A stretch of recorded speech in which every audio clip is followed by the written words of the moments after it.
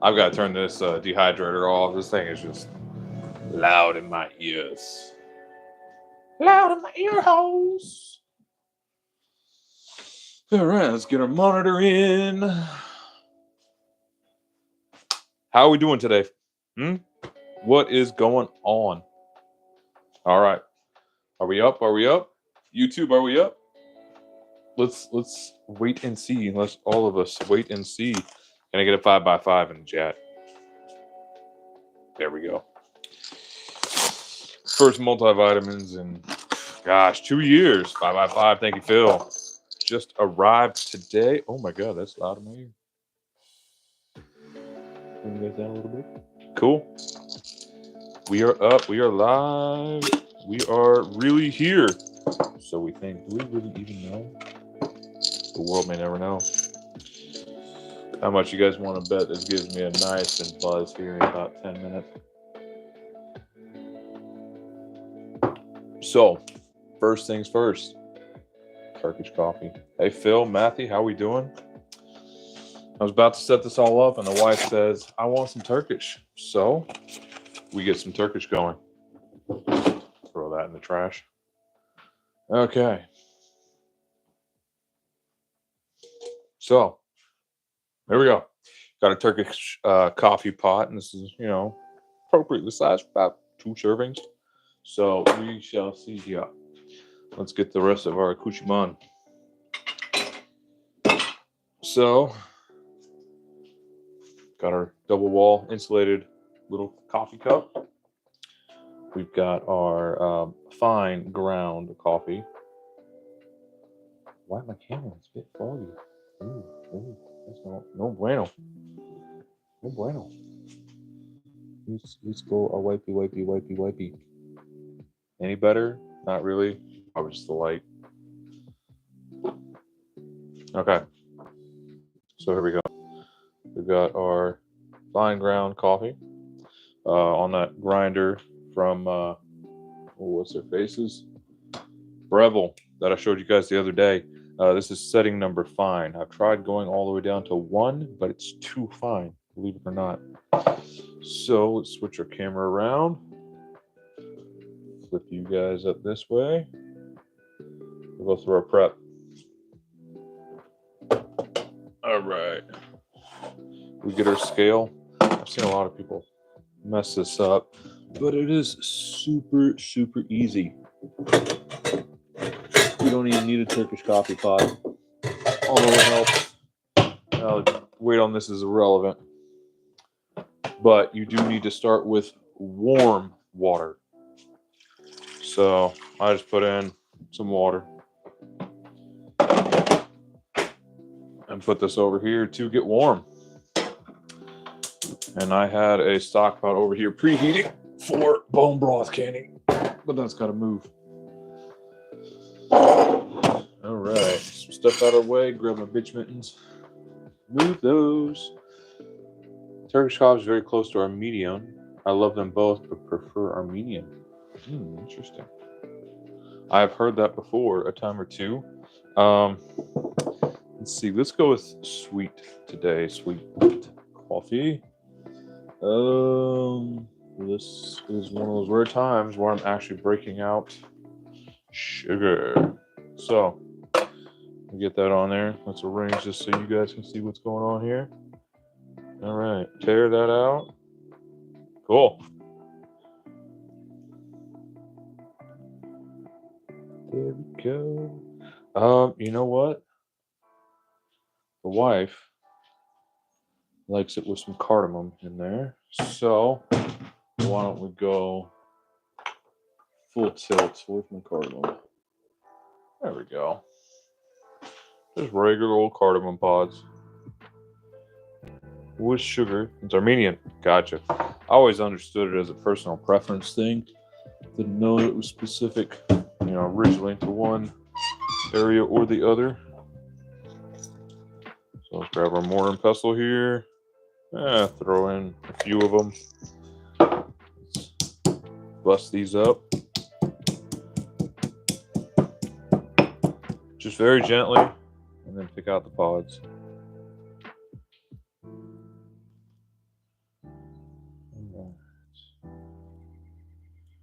Strip out all that cardamom in there, all the little seeds.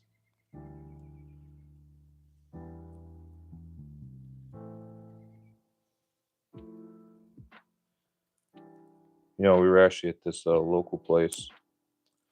Supposed to be Mediterranean food, supposedly selling Turkish coffee. They make it right there in front of you and everything. But it's so bad, I actually had to write in the reviews that if you claim it should be Turkish coffee, it should actually be Turkish coffee and not this sad excuse of whatever it is. Their ratio to coffee to water was all off. I mean, the technique on the cook was all right. The brew, it wasn't bad, but oh my goodness, I could barely drink it. And I'm not a snob for coffee, but if it's Turkish coffee, I expect it to be Turkish coffee. All right, let's just grind that nice and fine. There we go. That'll do. And just right into the little pot. Oh man, that aroma. Okay. So let's see how much. This says 8 grams of cardamom. I don't know. I don't really pay attention. So, general rule of thumb here. Oh, let's check my water. I don't want it too hot. It looks like it's already too hot. It's reading 175, 180. All right, we'll cool that down a touch. Oh, here we go. Just put a touch of cool water in there. Okay, so the rule of thumb is 10% of coffee to water.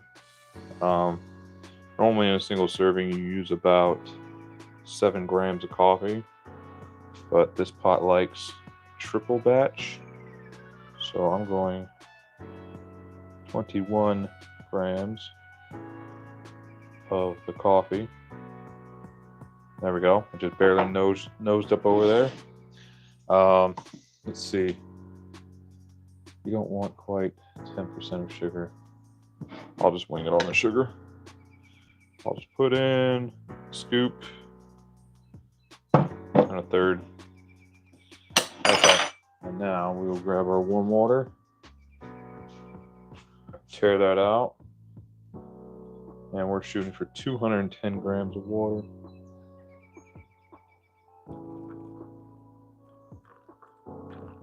Just nice and gently.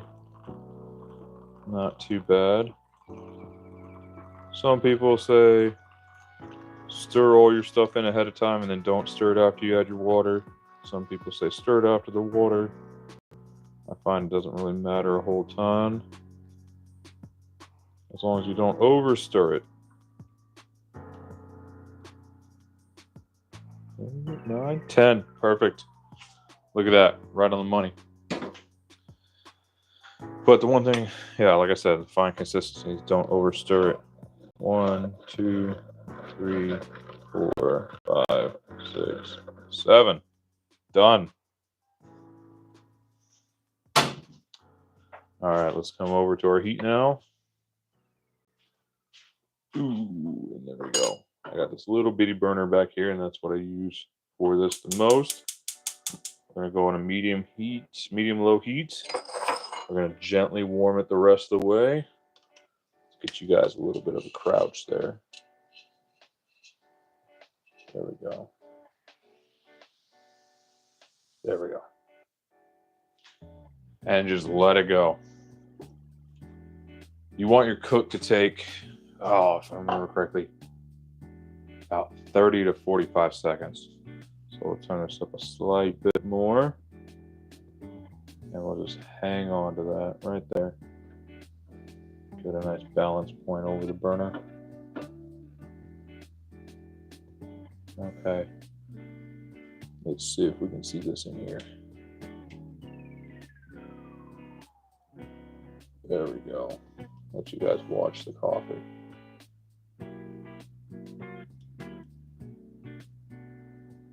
All right. Let's see. Transfer the plates to my new car after work tonight. Feels great getting a better car. Right, Phil. Congratulations on that, by the way. It's always nice picking up a newer car. You know, if you can get a bump of reliability, that's great. Oh, good Lord. All right. I'm going to turn the heat up a bit more. We're starting to get those bubbles there around the rim. Let's go hands-free here. Or non-hands-free. All right, we're getting those bigger bubbles around the side. You want to let those fully develop. You don't want to touch it. You don't want to stir it at this point. You don't want to swish it. You just want to let it go. Let it brew. Okay. There we go. We can start to see this creep coming in over here of the bubbles coming from the outside. And just let it chill. Let's get it centered over the heat more. All right, let's switch you guys back to hands-free for what comes next. Pull you up a little bit higher. There we go. All right. So we got our cup in our left hand. I'm going to switch this to our right hand. There you go. You see that foam fully encapsulate around. And then it starts to boil and it'll start to creep right on up there.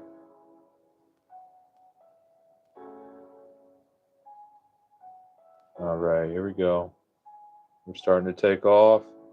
You got to keep your eyes on it. There we go. Forget the south. The Turkish is rising.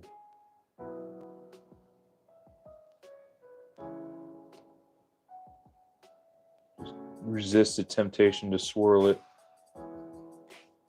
You want to let it come up. And then here we go. Let it come up all the way to the top. Boil a little more. Come on, it's got to get all the way over that lip. All right, and we'll slowly pour off the first little bit into our cup. Let it go a second time. There we go. And we'll go one more time. And then the whole thing goes right in the cup. Browns and everything. Just pour that on in there.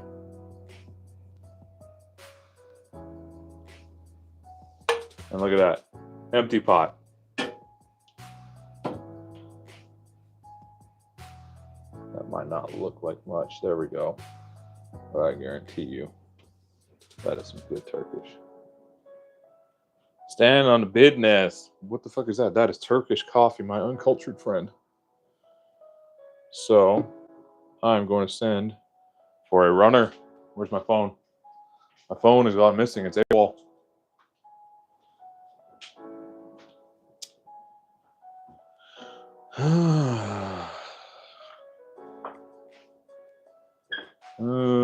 Send the little one for coffee. Message sent. There we go. Runner! Exactly, Idaho man. Oh yeah, just look at that. Now over the next minute or two, all those coffee grounds are going to settle down to the bottom. This nice sludgy mess. Oh, the child is outside. So, in that case, I shall be the runner. Nice aroma of coffee. A little bit of sugar. A little bit of a cardamom. Oh, man, it's going good. All right. Coffee delivery. Through the dark hallway. Let's not trip on anything. Oh, door no-handed. There we go. Java. Caution, boiling hot. Yeah. No, dishes are done. I'm doing bone broth and sourdough. Let's see. Does it have a stamp of mommy approval? Ooh. You guys heard it. Mommy approved. There we go. All right, back through the dark hallway. Let's not trip on anything.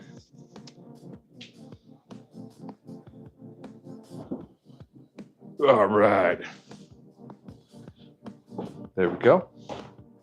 So that's one happy mama and one happy me, because she's going to be satisfied with that for quite a while. Okay. So, my gentlemanly friends and whoever else is here, time to get to work. Let's clean up after ourselves. Cardamom. Sugar. All the way back in the back where it belongs. Rinse out our turkish.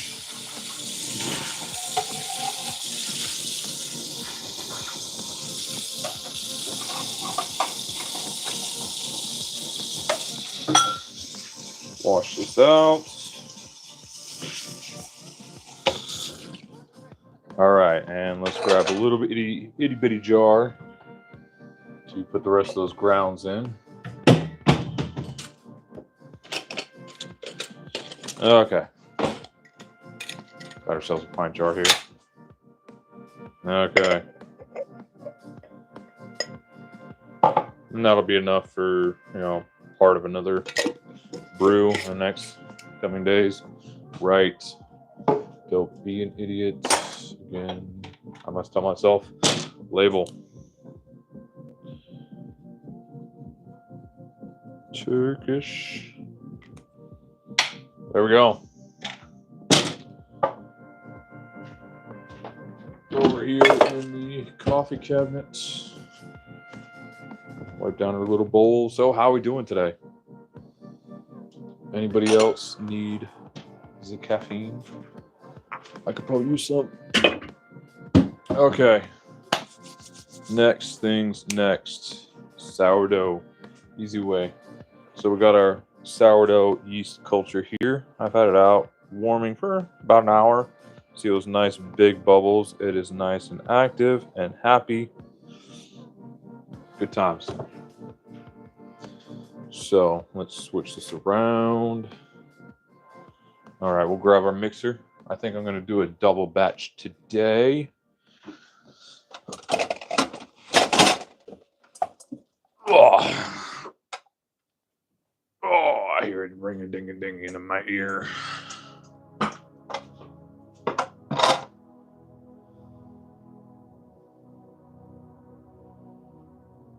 Okay.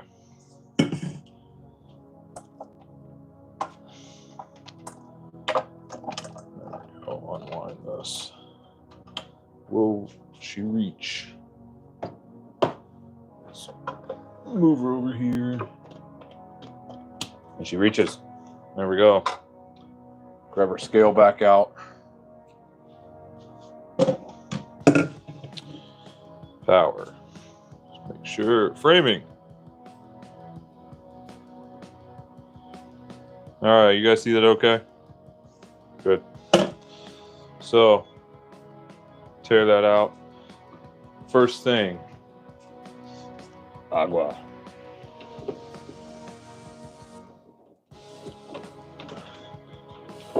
So I am using tepid water here. Nothing too hot, not out of the fridge. Use the rest from our Turkish. Put that on in there.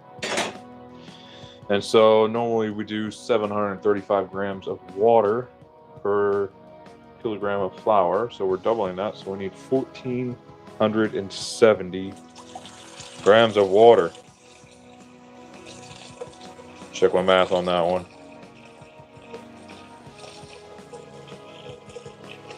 So we'll just fill this from under the tap. And there's one batch, on our way to 2 batches. And this doesn't have to be exact, it just has to be close. Within a few grams, it's totally fine. Ooh, I got a peg. Oh, good. Bring this up, slow us down now. All right, we'll just walk this last little bit in. There we go. Come on. Drip a couple more drops. Come on. We're almost there.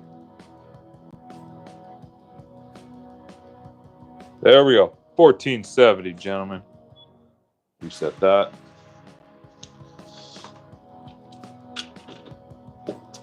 All right, now we're going to take our sourdough starter, our mother, just dunk it down in there.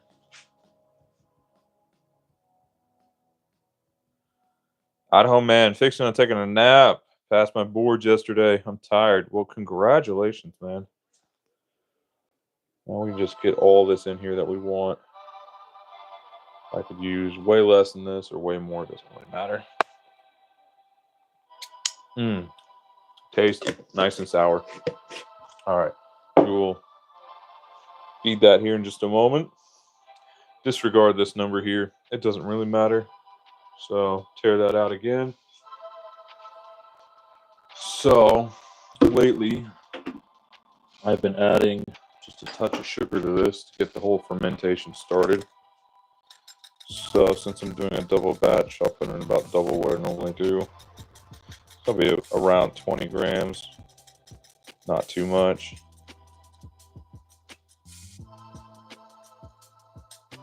Come on. Oh, okay, we went a little bit over. No biggie. So now I need a whisk. So we're gonna mix that. Get that all going. Just get it nice and dispersed.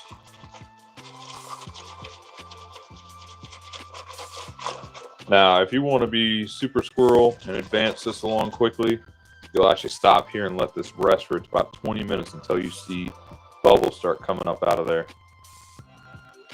But I don't feel like waiting. So rinse that off, grab our flour, reset that, and we're going for 2,000 grams. So just dump the last of that bag in there. All right, and let's grab us another bag.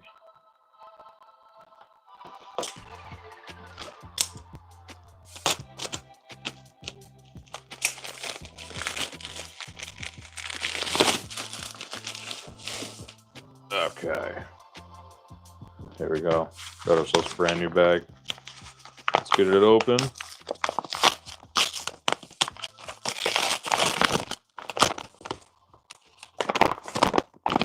All right, and fill her up. So again, this isn't science, right?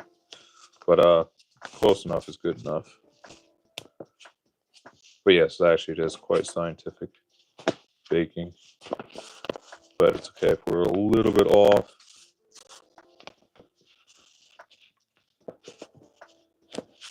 Come on, get in there.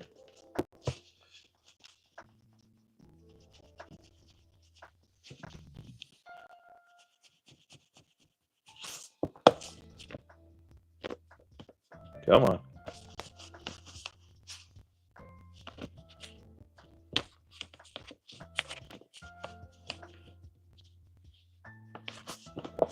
All right, last few grams.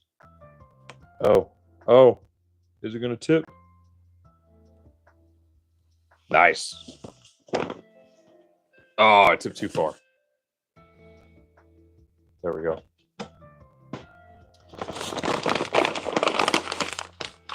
So put the rest of this flour over here for the next project. And now we grab our final ingredient, salt.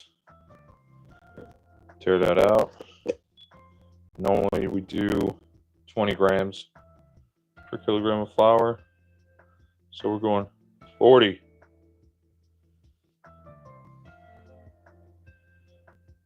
Now, if you want to get really fancy with it, you will save the salt until after this is all blended and you start kneading but I'm going quick and dirty and easy. There we go. 40 grams. So we will pull that off of there. Put this away.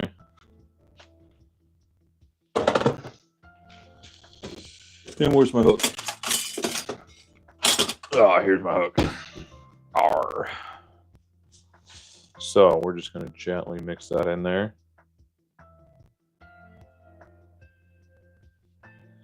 Just to preliminarily mix it some.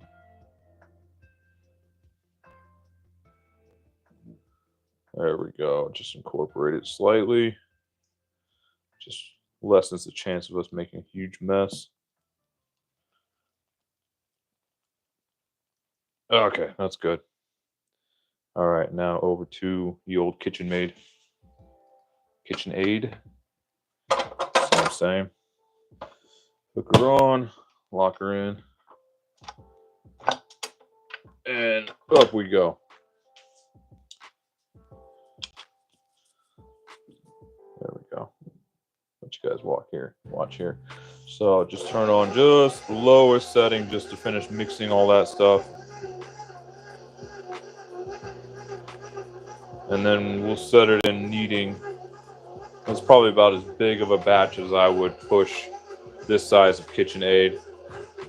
It's what the 6.5 quart model.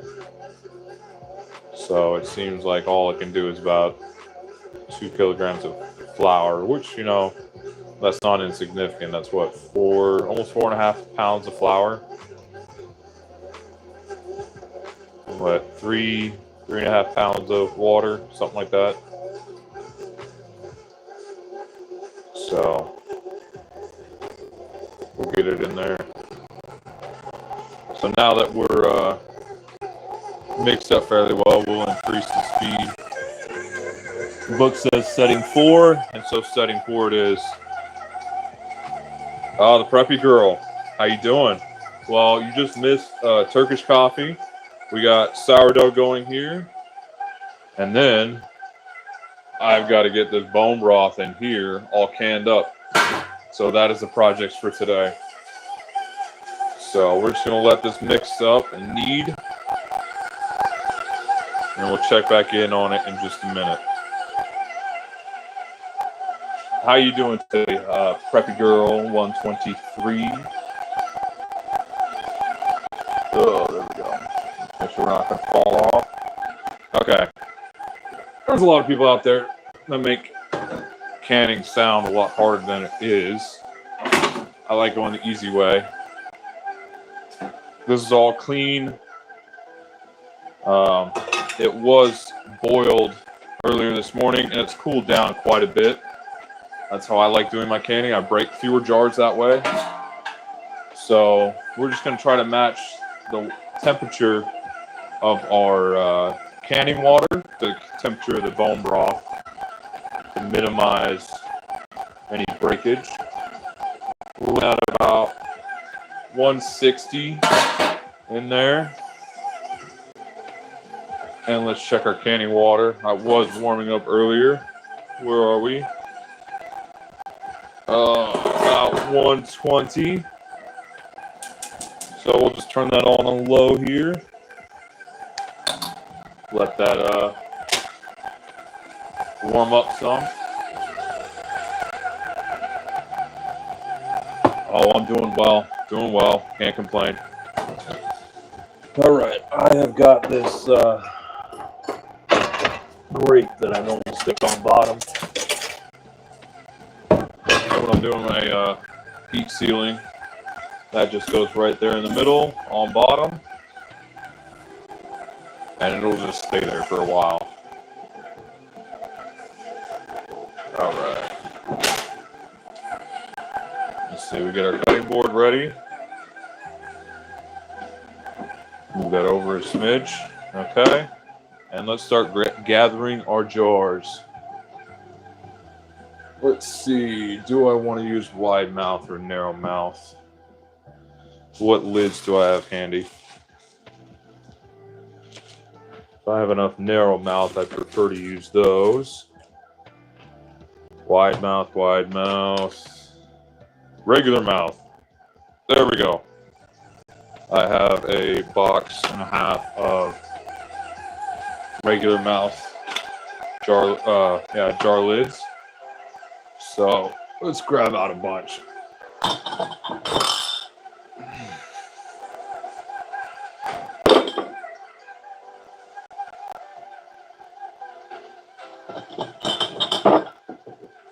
There we go. Let's start with 8. Let's see how many more I can fit in there. I think I can fit 9 in here at a time, but I don't want to push it too much. Checking on our dough. Yeah, it's still rocking away. Grab our funnel and the biggest clean ladle that I have. There we go. Okay. Make sure that's warming up. Yeah, I've done this where I've started with everything stone cold. I've started with it all boiling hot, just for ease. I like it about a mid-temperature. Where's my jar tongs? There we go. Yeah, you guys let me know if this background noise is too much. If it is, I'll just mute the mic for a minute while it rocks on. Okay.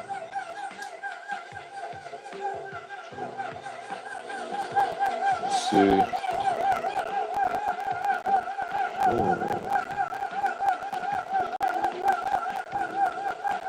What's up, buddy? All right. So let's get started filling here. Place this lid off to the side here. I'm just going to give us a nice sweep down in there in the bottom. Try to mix in some of the fat. And then we'll just ever so carefully start filling these. About an ounce at a time, or half an ounce, and just dribble that in there. You want to let that glass warm up. You don't shatter it. Once you get it about a third full, you should be fine. And just fill them up. There we go. Can you guys see that? Oh, there we go. Bring you over this way. All right, let's go to our next jar. Yeah, that's a lot of dough, buddy. All right. Yeah. Just ever so carefully, just fill it in. It's really not too complicated.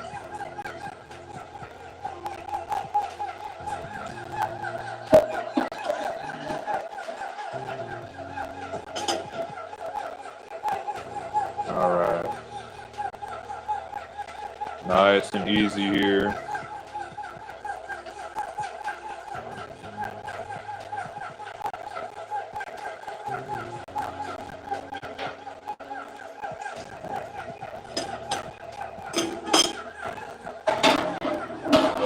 Jar number 4. I'll go a whole round on each of these, and then I'll go back and top them off. And just keep in mind that this process here will cool the liquid some, so it's okay if your canning pot isn't the exact same temperature, or if it's a little under it, it's just fine.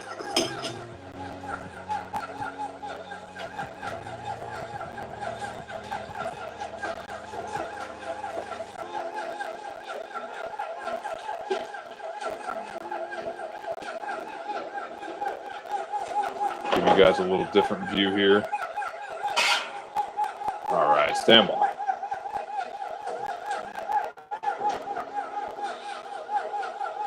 Say, hey, I'm back. Hey, Ronnie, what's up? No, preppy girl, I'm not a chef. I'm just a dad trying to get stuff taken care of. All right, here we go. I just like to get the best equipment I can to make my job easier. But yeah, we're just slowly dripping that in there. And this stuff is actually pretty concentrated. Once I finished making the bone broth, I actually concentrated it down by at least half, maybe more than that.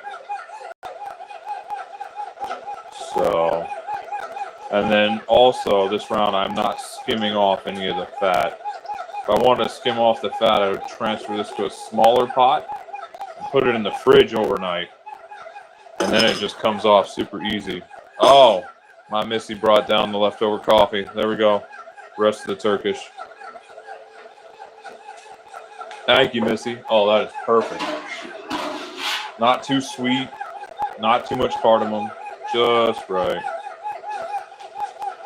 There we go. All right, and that sourdough looks like it's about done kneading. So once I finish off this jar here, we can go take a look at it.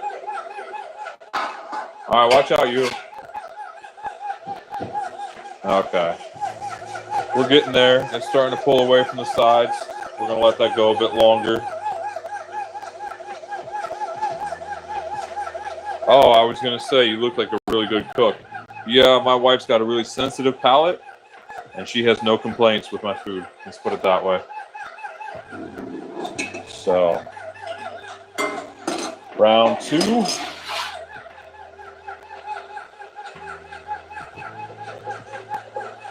And I'm just going to bring these up to the this ridge right here, give or take.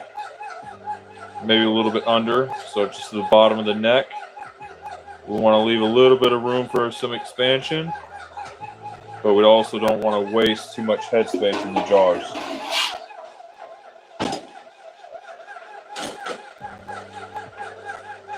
And these we can fill a little bit faster as long as we're not spilling because the jar is already plenty warm.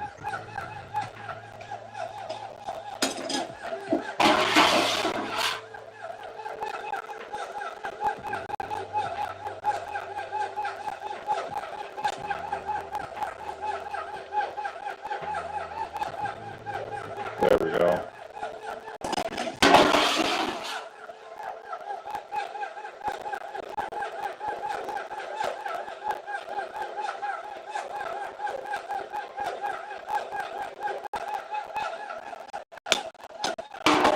And yes, I'm going back every time to grab a brand new scoop because I want the scoops to be about as even as I can get.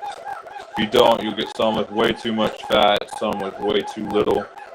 And we've got a nice even mix of the bone broth, fat, collagen, cartilage, all that stuff that's been liquefied and rendered out.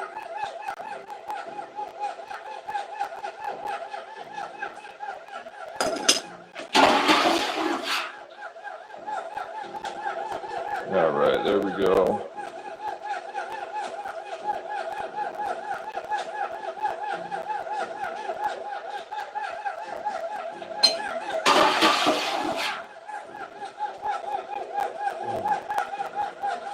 Fill this last one.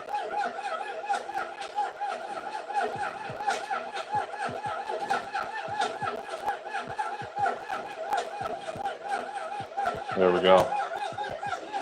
And there's going to be some variance, and that's just fine. As long as it's not too much. Yeah, Missy?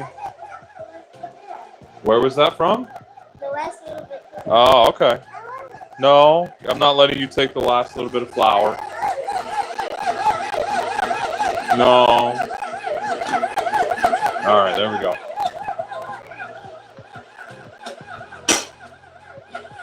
Let's see. Have you seen my channel?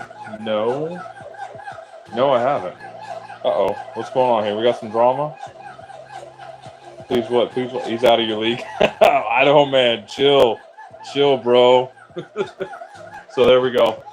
Nice and, fairly even. Like I said, that little bit of variance there is just fine. Checking on our sourdough. So it's starting to smack the sides a little bit, and that's fine. With a smaller batch, this will be all balled up right there around the middle. But this bigger batch tends to not quite get there so much. So let's pop that off. The motor's getting nice and warm. Let's see. Pop that down. Pull out our hook. Can I lick it? No, you cannot lick the dough hook. Cool.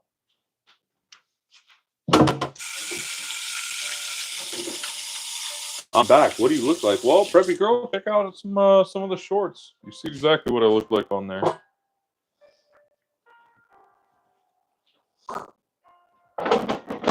Or just, hang out a few. Sure, I'll pop around. So there we go. There's our dough. A little bit sticky, not too bad. Clean hand. No, I'm not going to need this with my hands. I'm going the easy route. So now for the secret of letting it rise, I'm going to grab a clean kitchen towel and soak it. Want it nice and wet to keep the moisture in there.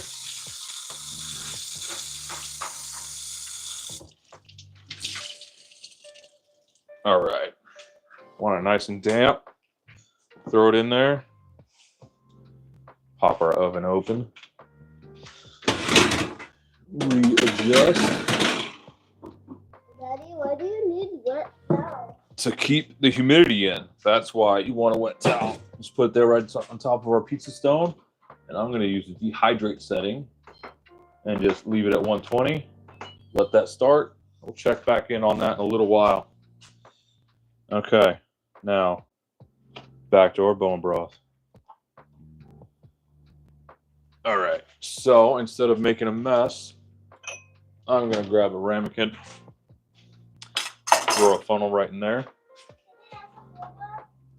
You want some bone broth? Yeah, sure. Check the temp. See, I told you, cool it down. We were at 160 in the pot, now in the mid 140s. Hang on, Missy, I'll get you some bone broth. Check our water in here. 130, perfect, that's good enough. So I'll just leave that warming. Okay. So now we are going to wipe these rims down one by one. You want to make sure that mating surface is nice and clean. I'll use a different section of this towel, clean towel, with every one.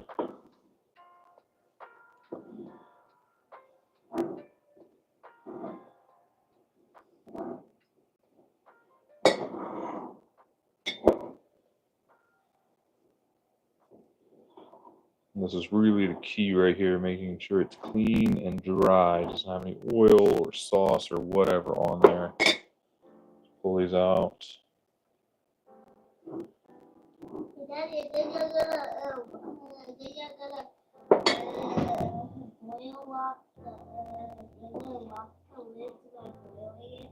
Yeah, I'm going to put the lids on and we're going to heat seal them. Yes, you put the bands on too, but after it's done heat sealing, you can take the bands off if you want. Oh, it's good to take the bands off and make sure you get a good seal. And then I like leaving them on long term, just to make sure that it's all good. Uh-oh. Oh, 9 Puppy Girl is like 9. I always forget kids have channels these days. How do you know my age? YouTube is deleting her chats. No, I don't know, man. She's retracting them. But the guys around here have their ways of finding out information. So we'll put these all on here. Missy, would you please stop playing with things?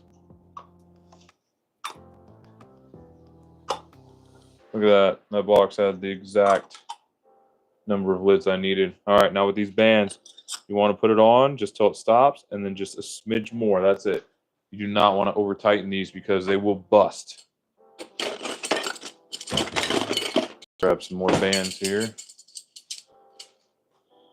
All right, get that on there.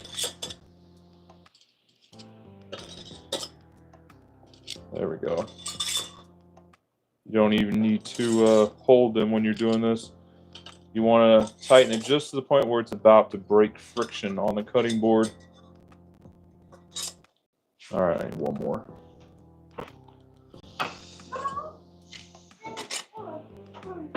All right. So let's start putting these things in here. Okay. All right, let's get this down in there. Slowly make contact with that water because there is a temperature difference. That one I'm going to put right in the middle to hold it down. And then I'm going to start grabbing some more. It's nice and gentle. And these I actually let lean up against the side. And then I will just fill them in an alternating pattern. And we'll see how many. No, not yet. And this will bring up that water level just nicely. Okay. This easy way, it's not necessarily fast, but it gets the job done.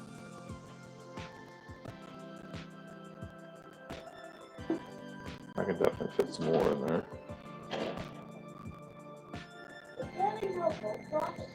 See, what is that? Both Harris, this is bone broth. I'm pressure canning, or not pressure canning, heat sealing. That is quite hot. Okay, I've got enough room to fit one more in there, so we'll fill up one more here. Missy, out of the kitchen, please. Oh wow! One more will make this all good. Grab that in there. Yeah.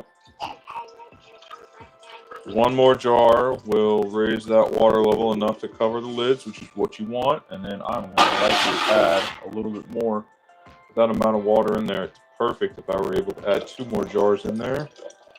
But from experience, I will not be able to. I already know.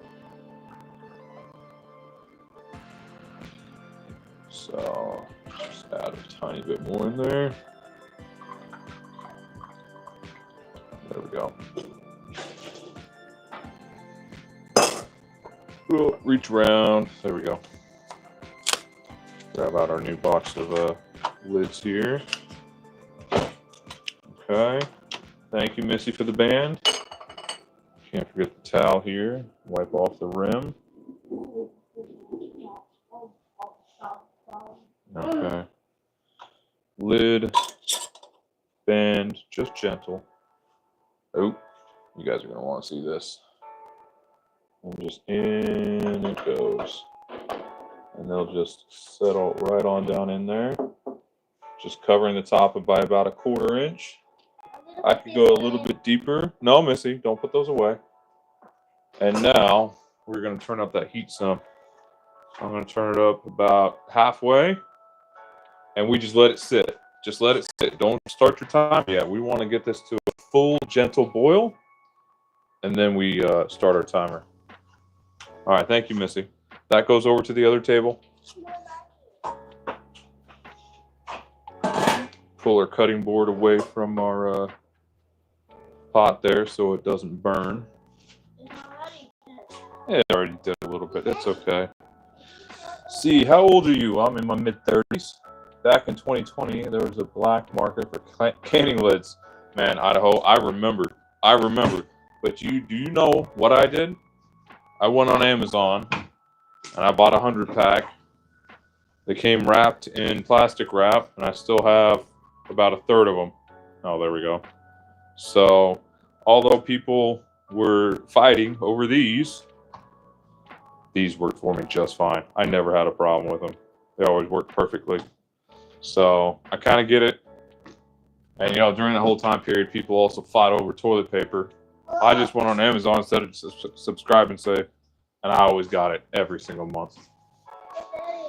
So, what I'm going to do now is I'm going to grab a little measuring spoon because little miss here would like some bone broth. And the kids don't like it too fatty. So, I'm just going to let this sit in this ladle here. And then I'm going to skim off some of the fat. Just pop it right back in the pot. I'm not being so speedy about it, but it gets the job done. And there'll still be a good amount of fat and cartilage, collagen, all dissolved off into here. Missy, off you go. Get the cat out of my kitchen, please.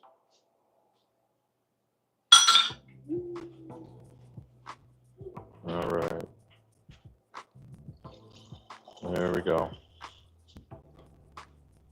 All right, just put that right there. Here you go, child. I'll bring the salt and pepper over. Okay, there you go. All right, then we'll just cover up our pots and wait. So, once again, I am circumventing the whole this being boiling hot when it started. So, by just getting everything warm and then increasing my wait time on my heat. So, once the water on the outside gets up to a full boil, all the liquid inside the jars will be at the same temperature. And that's when we start our time. So we're going to let that go. It is time to wipe down the old girl here. Oops, I killed my lights. There we go. Wipe down the mixer, put that away.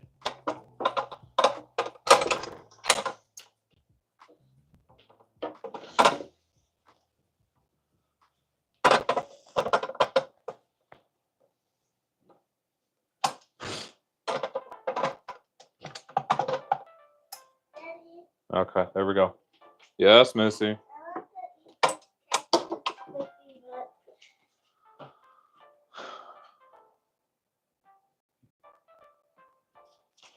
All right, we'll go put this away.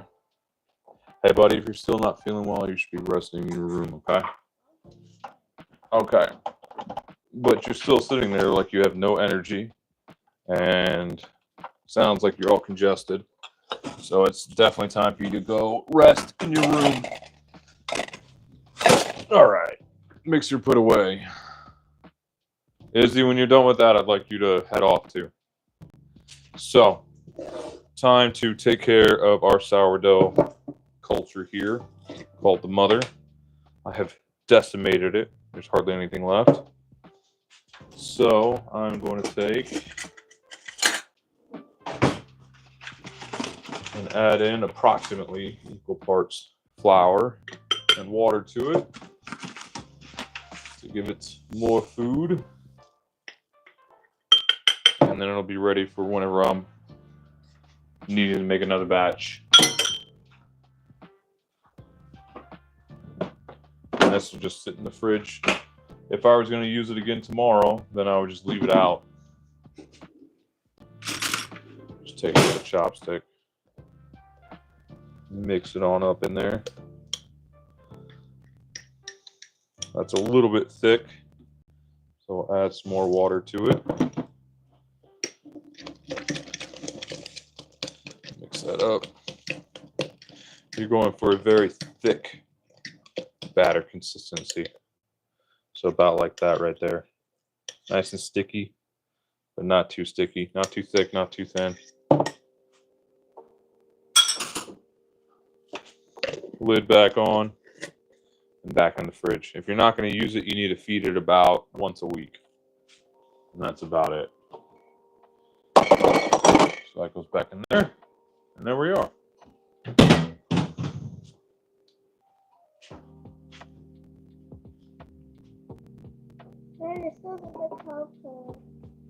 That doesn't need to go in the compost. I can go right in there. That's fine. Tips are fine.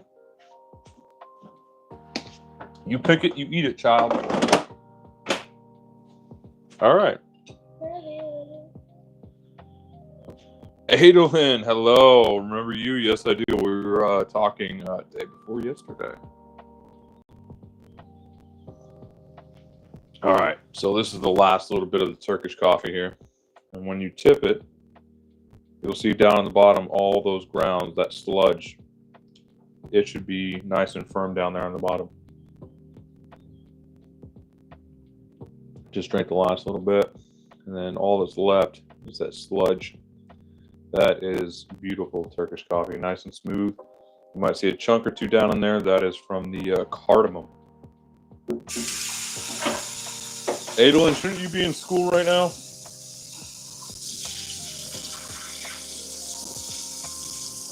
All right, there we go.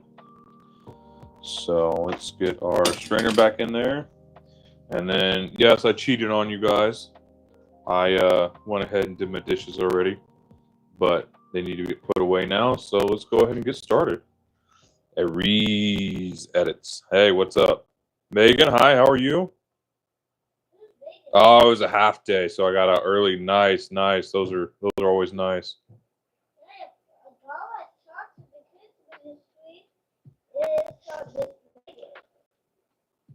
I came here for the dishing. Run gun. You need to spell better. Good for you. Thanks, Megan. Yeah. So let's get you guys all set up. All right. Hey, I need you two to leave, okay? So I can get to work.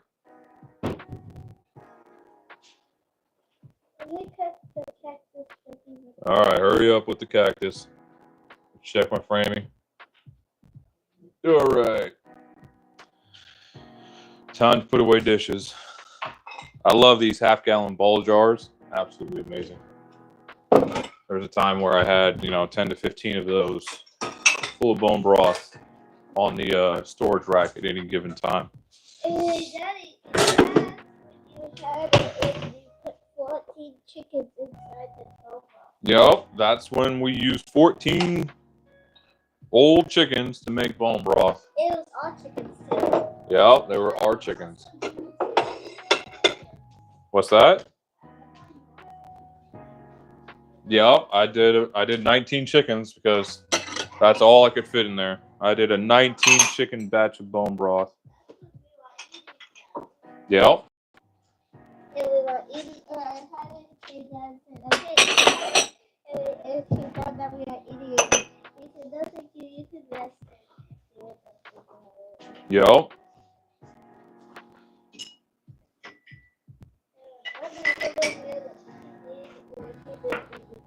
That's right.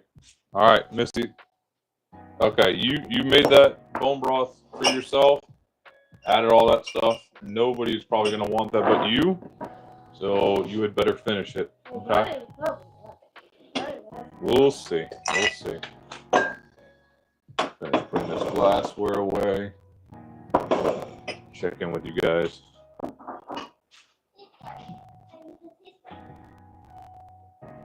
Damn greasy fingers, run gun your trunk. Whoa, whoa, whoa! Yeah. There we go.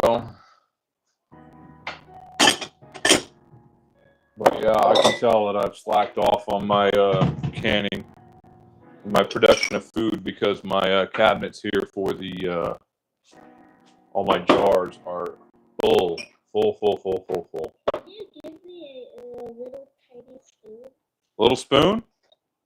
Tiny one. There you go. That's tiny enough.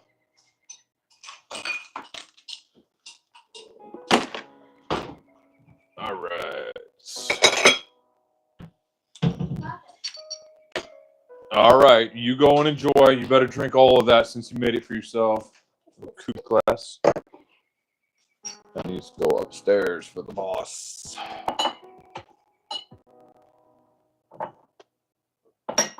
There we go. Let's see, what else do we have here? It needs to go upstairs. Some wine glasses. Beer glass. It's okay, Missy. Off you go. Just put all the stuff to go upstairs here on the counter so I can not break it. All right, get our stein up here. Put these away with the other ones. Another half-gallon jar.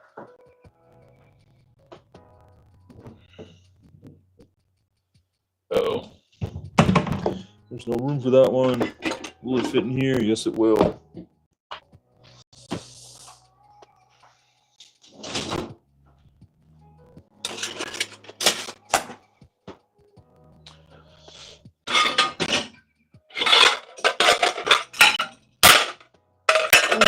Earphone check. That hurt my ears. Sorry. Okay, well, it wouldn't hurt your ears if you had gone upstairs when I asked you to.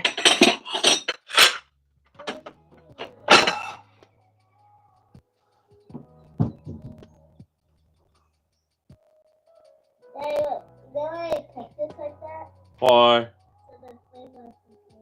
Okay. Good Lord, child.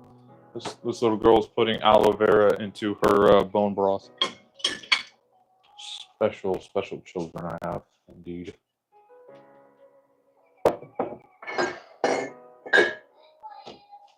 Yes, I know. She's yelling at me how it's good for you. As if that justifies her choices in flavor profile. Oh, man. What? We all drunk, man. Lulu, what's up? For real, just kidding. That's a nice kitchen, dude. Yeah, thanks. It needs some maintenance. Honestly, those cabinets are ready to be refurbished. The floor needs to be completely redone. And honestly, sad to say, I think the subfloor needs some attention. We've had some issues with water over the years, and it shows. But that being said, it gets the job done.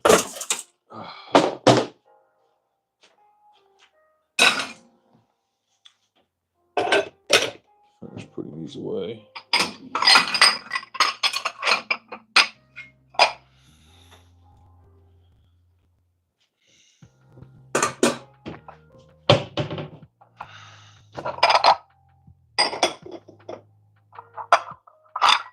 See all the little bowls.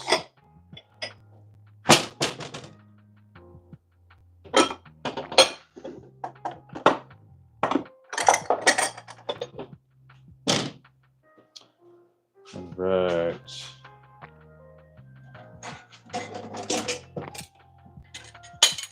Yeah, Evelyn, but you know, such is life. Every house goes through it. Always needs maintenance. And if you don't keep up on it, it'll tend to pile up on you. But we're working on it. We just got the AC units taken care of. Who knows what the next step will be? We shall see.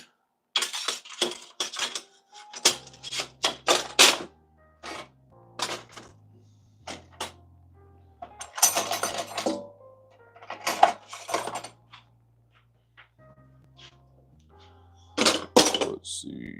Knives. Those two go there. That one goes there. Idaho man. I just noticed I'm wearing the same basketball shorts. Nice, Idaho. Or should I say, Sir Idaho man, you have been knighted.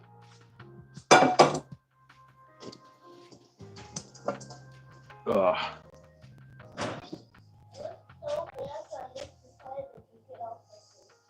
Oh, it was bitter, so you drank it all quickly? Yeah, I told you that wasn't going to taste good. If I find this dumped out somewhere, you're going to be in trouble. Did you dump it out or did you drink it?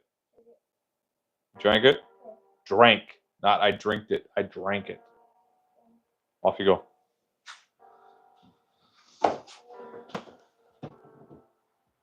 Did you steal them from Evan? No, this is my one and only set.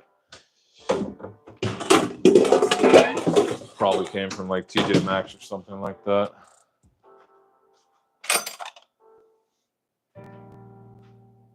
BRB. Deal, Ableton. We're just gonna be finishing on putting stuff away here. So you guys want to see the silverware drawer? This craziness that I deal with. All right, can you guys see that? Boy. Kind of.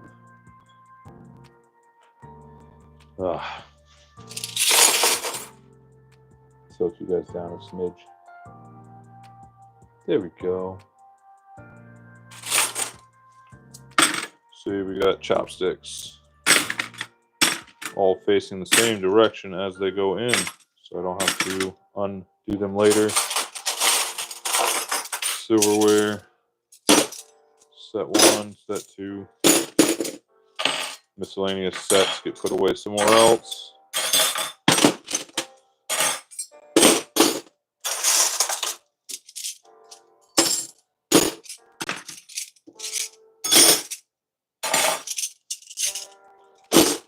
At one point, we had 4 different sets in here. I had a few more than that before, and then it broke the drawer. All right, these get put away in a mug over here off to the side to get used when that drawer is empty. It was hilarious. Speaking of putting off maintenance, after I broke that drawer, we dealt with the broke drawer for, God, 5 years. So I didn't feel like messing with it. And then when I was finally fed up, decided to fix it. Took me 10 minutes. Part of the problem is the crappy hardware that they used before. But yeah, that was easily fixed with a few oversized lag screws.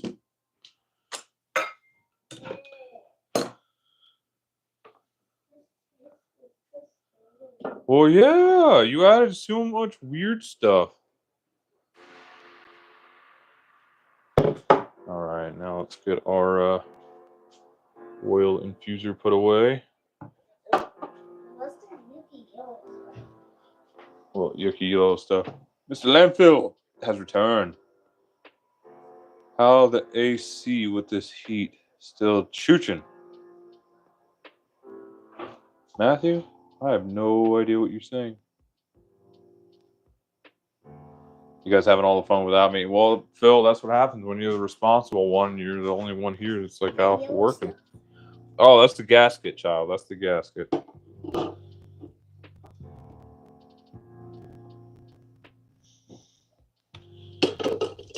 All right, put that together.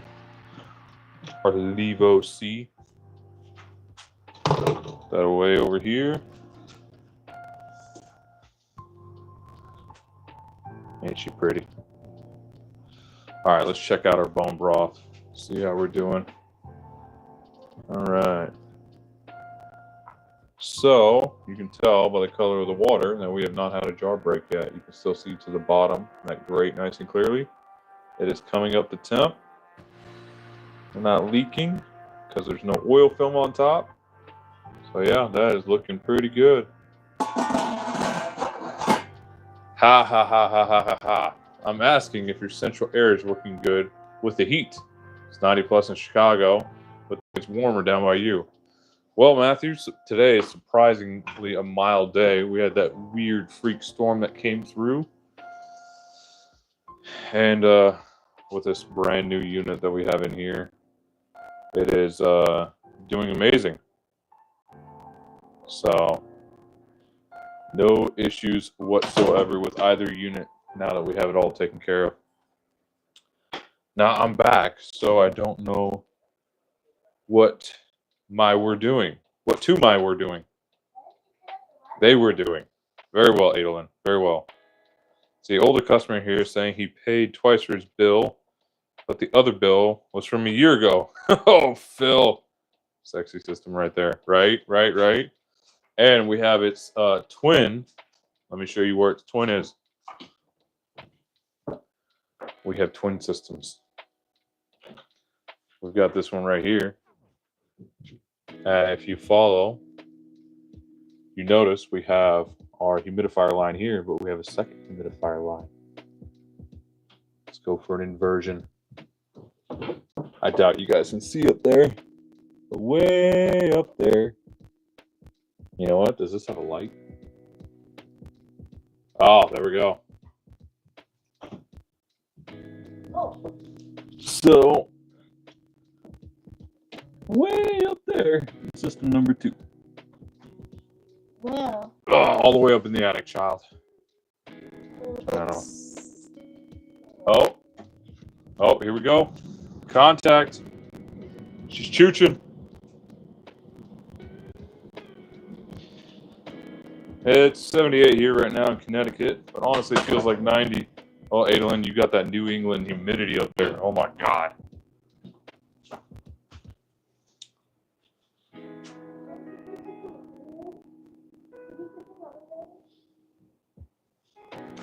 Visited Connecticut myself once or twice. The roads are pretty small and winding, but I enjoyed my time here. My time there. See, I was in Hartford. I think I went there twice. Years ago.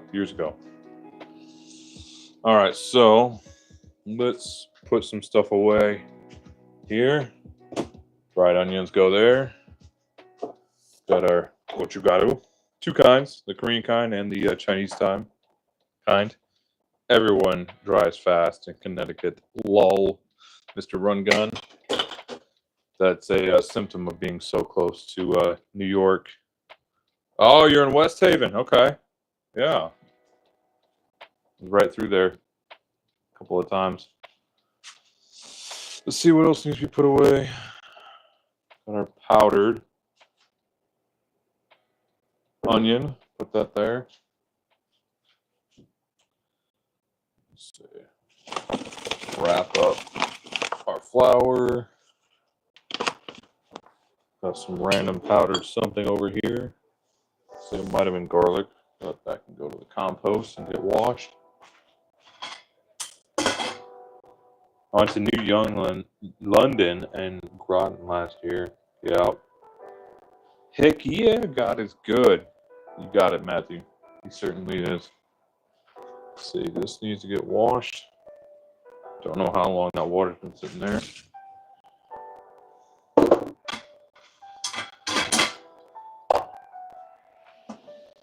Everyone does drive very fast. Kinetic speed limit 25 means go 40. Yeah. You guys should try New York if you think that's bad. Speed limit means you're getting run over in the slow lane in New York.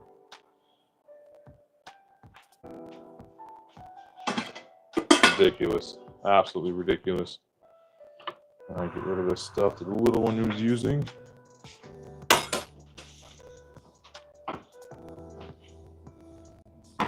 All right. Let's close up the dishwasher. Just wiping things down as we go.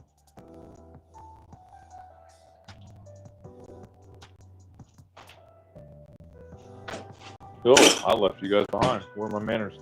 Right. Our nettle tincture. Let's finish this up. Ooh. Almost fell over there. So I had started this nettle tincture a while ago.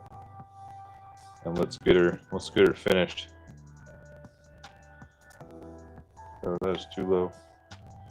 Oh man, these beads. These beads are all wonky. Okay. Don't dunk us in the sink. No, Phil. It was the watermelon that knocked you guys over. My daughter's trying to get me to cut it up. And I just have not. So, the secret to easy tinctures is having the right alcohol. Get some, guys. Get some. So, I use this other bottle here. I just have my measurements marked on there. So we'll just pop this open. Listen to that click. Oh yeah, nice fresh bottle. Pop our stopper out of there. Don't need that. Put it right back in there. Grab ourselves a wee little funnel. All right, so we're going 60% by volume here with our Everclear.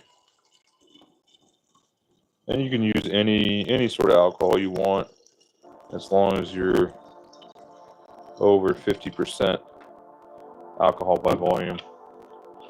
I do this to 60% because you know the Everclear isn't 100% alcohol. It's close. I just like it a little stronger. Personal preference, really. Be gentle with us. Oh, Idaho man, don't you tempt me with a good time. All right, and then we'll top this off to that 1 liter mark.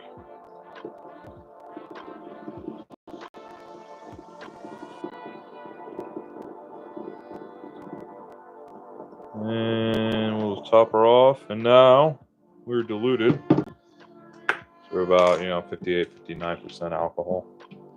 We'll just mix that around. And so a few weeks ago, I don't even have this marked. I grabbed this half-gallon jar here. I filled it up with 4 cups. I didn't use these graduations here. I actually used the measuring cup of stinging nettle leaf. And then you just top it off with your mixture here. You let it sit 6 weeks. And there you go. There's your tincture. All done. Just top that off. And so that's basically normally what I do for any of my tinctures. I will go half the volume of the jar and whatever herb I want to use, and then just top off the jar with your 60% Everclear here, and let it sit 6 weeks. Now for funsies, we talked about this a little while ago. I'm going to make a tincture right now live of green tea. So we have our little pint jar here. Let's find our green tea. I've got green tea in here somewhere. Up in my coffee cabinet. There we go. Gunpowder green tea from Mountain Rose Herbs. I'm not going to bother measuring this out. We'll just fill it, about halfway, because this will swell some.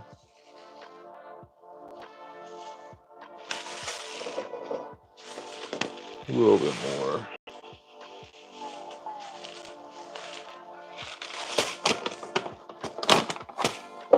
There we go. And we'll just top her off with our booze. And when this is done, you'll only need a few drops of this to get the effects out of it. There we go. It's topped off. Time to mix up another bottle.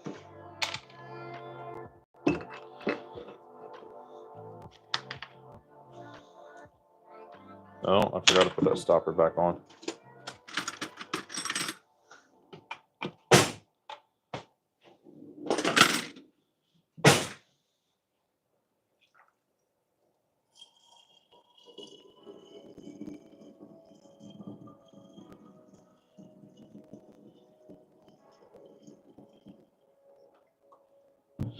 That's how you go through most of a handle of Everclear in 5 minutes.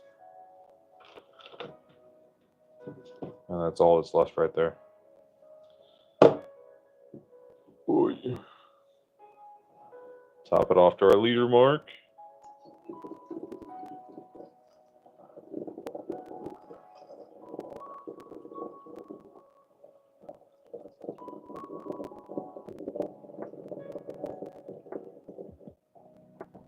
And now this is ready to go for the next batch of tincture. Man, I can't even talk. The next batch of tincture whenever I'm ready for it.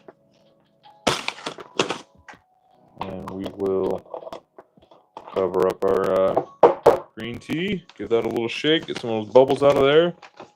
And that right there can go sit in a dark place for 6 weeks. Ain't that cool?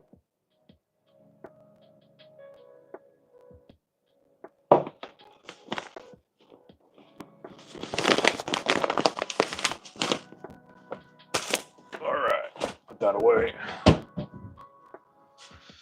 Put all the rest of this stuff away. Let's see. Grab our premix here. Hide it back behind the fryer. Ooh, back there. Not for any real reason, just because it's out of the way. Grab our handle here. Put it down there with the other kitchen booze. Grab our funnel. Miscellaneous drawer. And let's check in on our foam broth. Okay, we're still looking good here. Nothing busted, nothing broken. There we go. Idaho man, that's what she said. We'll swell some, right? So, if you guys don't know, tincturing is just basically the process of extracting all the beneficial compounds from whatever plant material you're using. This is the most common kind here. It's an alcohol tincture. This right here is another tincture I made. It's called Fire Tea. Oh, get you in frame there. This one is actually vinegar and honey based. What's the coffee tincture for? I didn't make a coffee tincture. This is stinging nettle leaf. This is for allergies. I've got the green tea here, just for an experiment to see what it'll do. This fire tea is for, flu, cold season. I've got ginger and turmeric and herbs, fermented honey, fermented garlic. Excuse me, garlic. All sorts of good stuff in there. And then this Levo C that I showed you guys before. This is for making oil infusions. Basically the same process. You got this little basket here. You fill it with your herb, and then you fill it up to about yay here with whatever oil you want. I use avocado oil. So here we go. Let's see how well you guys can see this. I've got my avocado oil in here, and that's, yeah, you guys see that. This is a nettle infusion of avocado oil. So put that over there with that. Those are both nettle. So here's 3 different ways of tincturing right here. Valvoline. There we go. So it's all for different things you wanted to do. This one right here with the apple cider vinegar and honey and water, this is more for kids, kid friendly. But each of them have their own properties that go into this.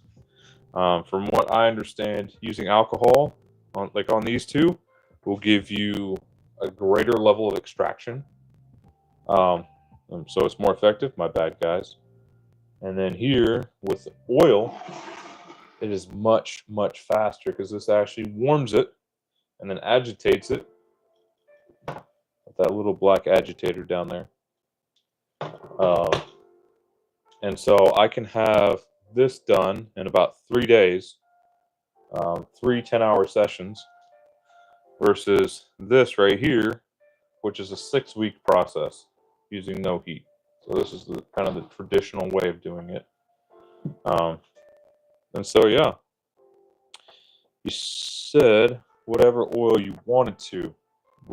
Right, Phil, right. You want a food grade oil there, Phil.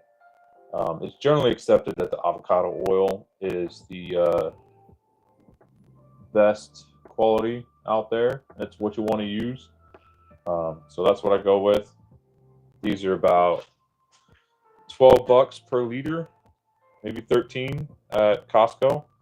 And from what I've found, even buying it in, a 5-gallon pail, you only save 20-30 cents per liter. So I just pick it up at Costco every time I need it. I started out with about a gallon worth, and I just keep buying more of these. This will use some of that oil, and so you'll actually use about 1.25 liters to come up with this 1 liter jar, because I don't have a herb press to press out the rest of the oil that gets caught up in the herbs inside this basket. So there is a little bit of waste with that, but that is something that I am working on fixing.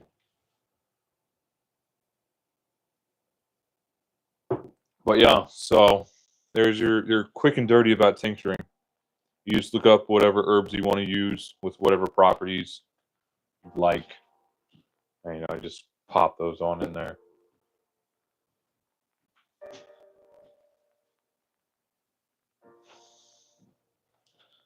So let's get this all put away. So the Levo C just hangs out back here. Let's not break it. fire tea. Generally keep back here. This nettle needs to go upstairs, so I'll put it with the pile of stuff to go upstairs.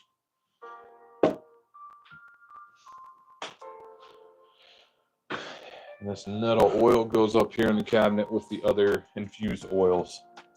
Now, if you guys can think of a specific industry that actually absolutely adores infused oils, that is where this was born. So this is actually meant for pot, but it works perfectly fine with any herb.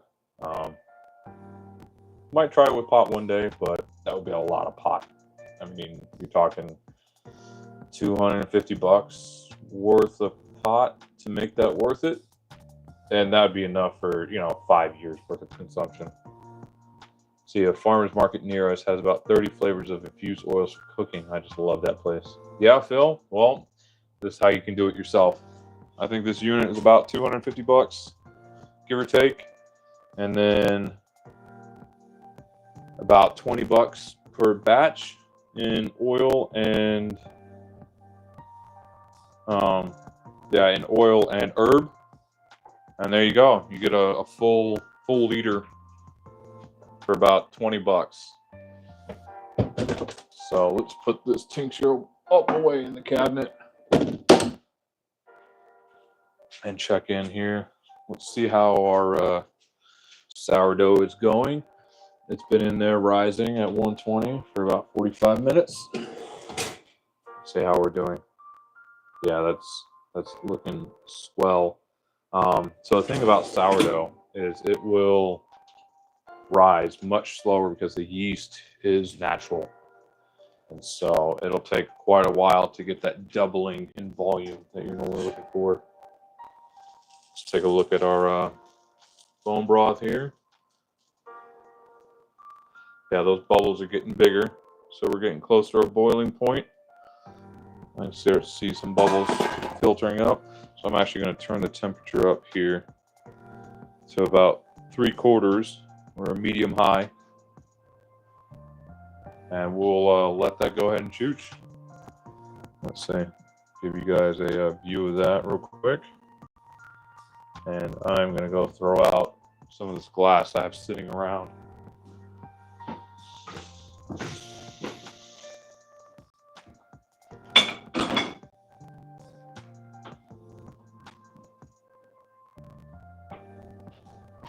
So if you guys haven't had fermented garlic before, that's basically what it looks like.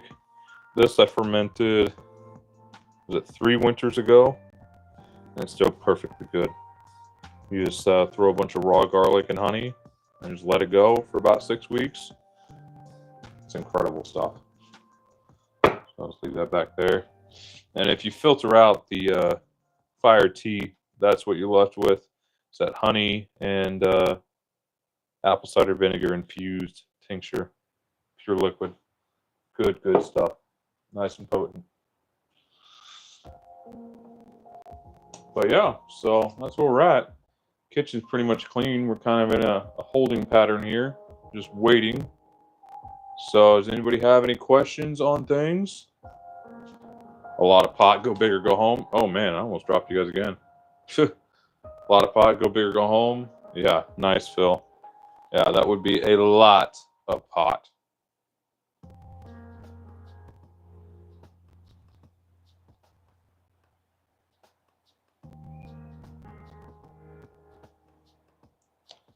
Yeah, it's one of those rare times where the kitchen's actually mostly clean. Is the mic cracking or is that just me? Run gun, I was noticing that too. It might be this cable that I have. Let me swap that out. You know what? I'm actually down to about 50% power. So let's come over here, do a little bit of maintenance.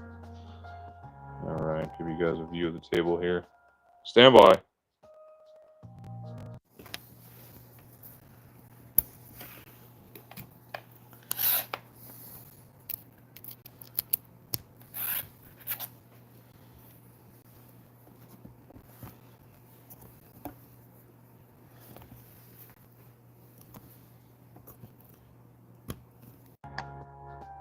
All right, we will see if that fixes it. Let me know how that sounds there, Matthew. I swapped it out with a better quality cable. Let's go ahead and plug you guys into power here.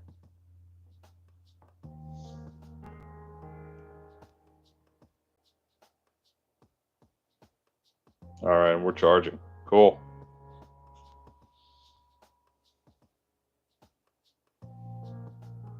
Spell Riz. I think you already did there, Daffy. Daffy. All right. Let's put some more stuff away then, shall we? Be a little productive with our time. Oh, and we have just started boiling, actually. Let's see, can you guys see that? No, that's getting completely washed out.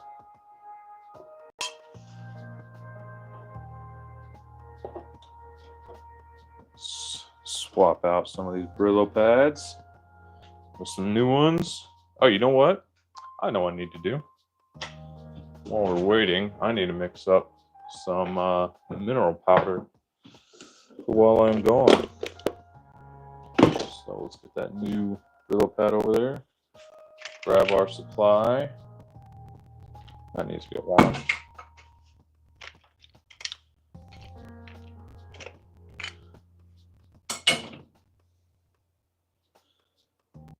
Let's relocate you guys back over here.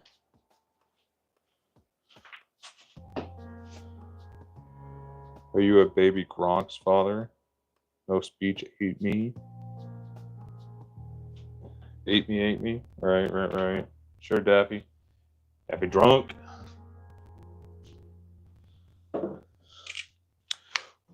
Right. All right, plug that pin over there. Scale of 1 to 10, you don't exist. Get him, Phil. Get him. Okay. So let's gather our minerals here.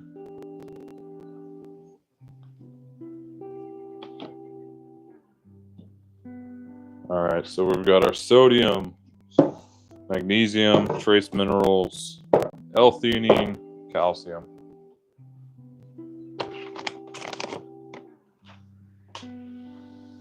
Zinc, thiamine. Let's see. Potassium and B6. All right. Let's see, how do we want to do this? Do I want to just mix up a batch? See, there we go.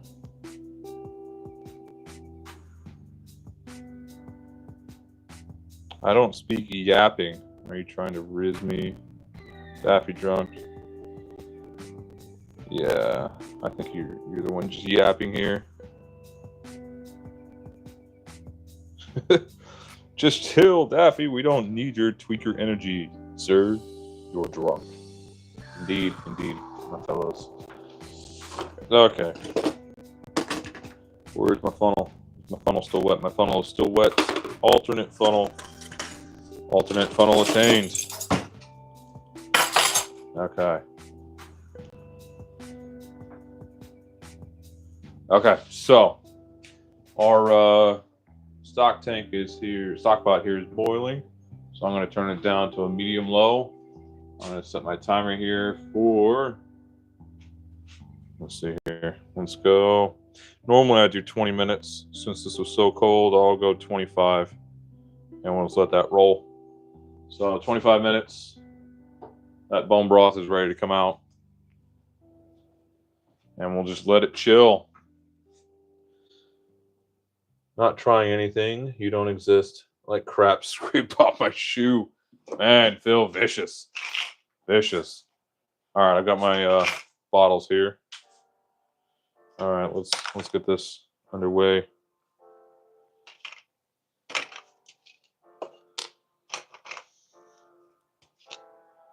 Ooh, these are not clean. Uh-oh. No, these need to be cleaned. Okay, well, we'll just go through these one at a time. That one's got morning drink residue in there, but it is clean. That needs to be cleaned. That one's clean. I think I might have thrown out a bunch of the clean ones. I had morning drink in it as well. That is clean. Now let's make up a batch of morning drink while we're at it. Yeah, those need to get cleaned. Good. Yeah, just some of the ones that I had used got mixed in here. Oh, that one still has morning drink in it. Some. Okay, put that off to the side. Oh, that's got mineral powder. Okay. That one's already good to go.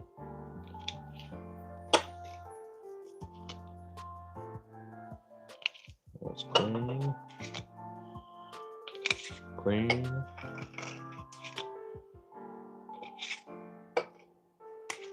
All right.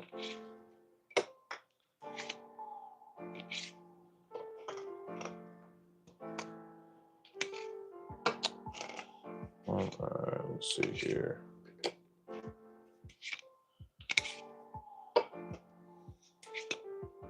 Okay, so we've got plenty of these to get going while I'm gone.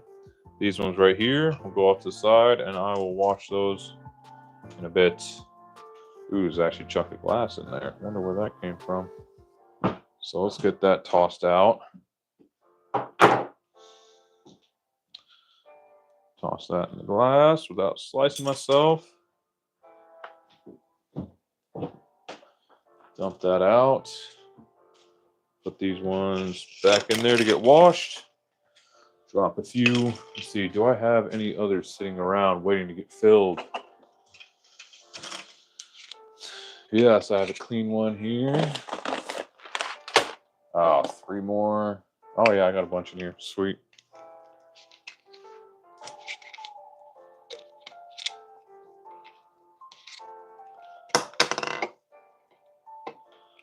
So it looks like we're making morning drink as well. That one could get cleaned. That one's good. What else do I have here? Oh yeah, I got a bunch more in here. These are all put away in the cabinet. They should be pretty clean.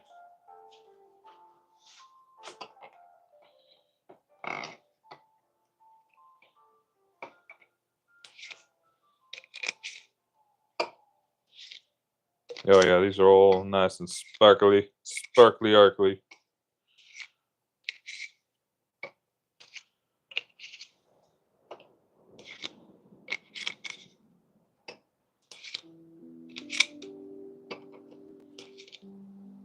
Okay, so what I'm going to do is I'm going to take the ones here that I have marked for morning drink. I'm going to set them aside, and we shall make morning drink in a little bit.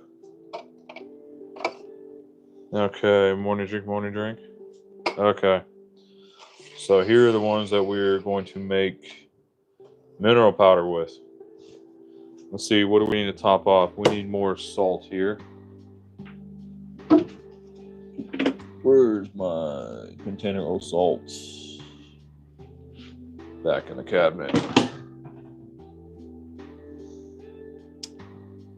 Super drunk, not trying to start anything. Daffy Drunk has been timed out by Mr. Landfill. Yo, BS 4700. Bam. Bam. You have been knighted, good sir. We are canning bone broth. Get my power pack put there. Take a look in there. I know we talked about doing it in the oven before, but I just went with the tried and true. Turn that fire down just a little bit more. No need to waste propane or boil out water. What's morning drink? Well, Mr. Idaho Man, I'm about to let you in on a family secret, but we will need to work up to that. Just a morning detox beverage that we came up with a while ago. Kind of spent a few years developing it. So if anybody wants to take it to market, I'm calling it IP. So you better cut me in. All right, grab my bag of pink salt here. Let's get topped off.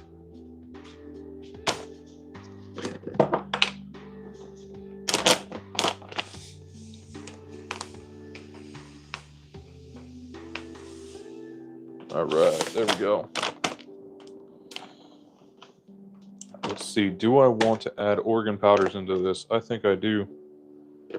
So let's grab that blend here. Oh, it's been a while since I've tapped into this. Yeah, we got our beef organ powder there. It's going to be good stuff. Unlimited power. Right, man, right? You know what? Let's go ahead and bring my monitor over here. Let's see. There we go, so I can see what's going on. Chill, Jafar. All right, cool. So let's start popping these lids. Use our here.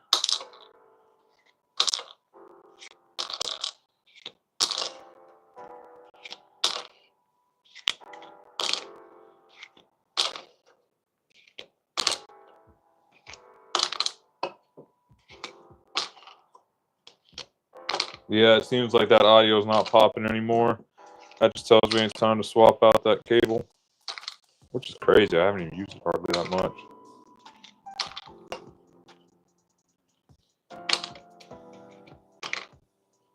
Or is it? Maybe it's this interface here that allows me to charge at the same time. That's a bit fucky. Okay, so cover and alignment. Keep it neat. Neat workspace is a happy workspace. Cover and alignment. Oh, I've got one little loser here on the little end. Okay. So I'm gonna mix these up.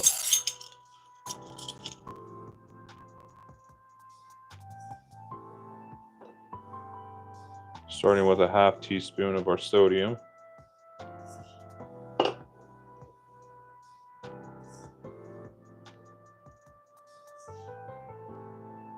The guide. Put him over here where he belongs. Out of order now. There you go, guide.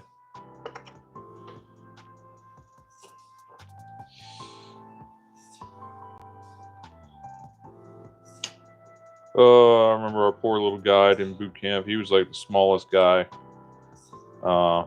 He can never hear the drill instructors giving instructions. So when he does that, he's supposed to raise his guide on up in the air so that the DI knows that he needs to speak with his man voice. So the guide would actually know what's going on. That poor short little guide, he would do it so much he got yelled at.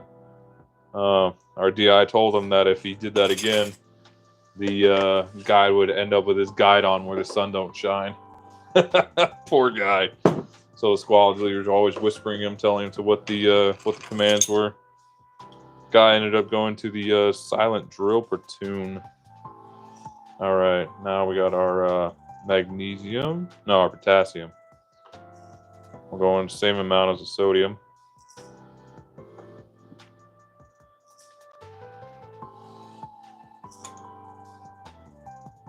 Yeah, straight out of boot camp, he was recruited to go to the silent drill team.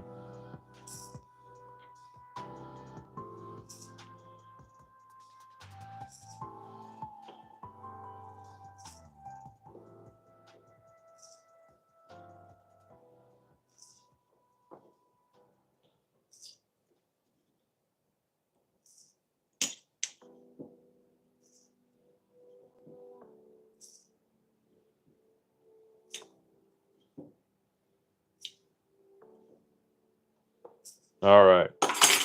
Potassium is done. Being short, that's surprising. Yeah. Poor guy. All right. Now, magnesium.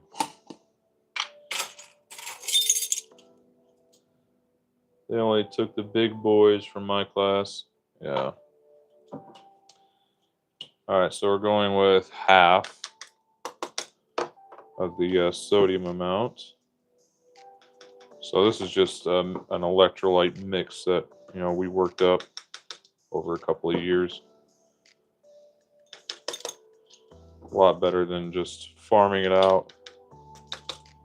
we're buying a pre-made product, we can control exactly what goes in there. I don't have to worry about any fillers or anti-caking agents or wood pulp or any of that crap.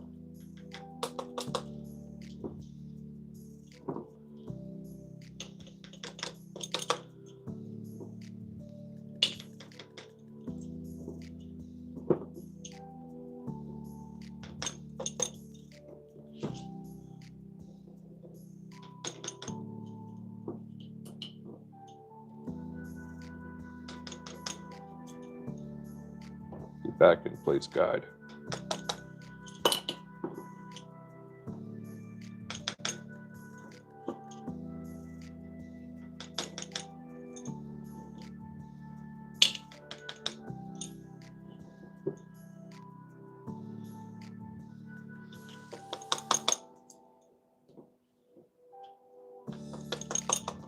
Yeah, there we go. Magnesium. Yeah, if you get a little blocked up, you just have a little bit extra of this stuff. Whew, it'll clear you right out. All right, calcium.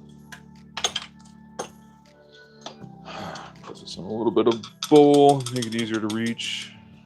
There we go. That's plenty.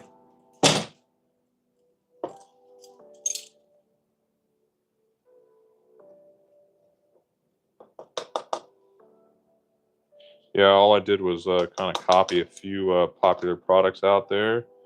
And I just slowly tweaked it until I found what worked best for us. That's pretty much what we ended up with. That stuff goes for like $30 a tub, like $1 a serving. This is so much cheaper. I don't even know how expensive all this is, but I know it's just like pennies to the bottle versus, you know, $1 a serving.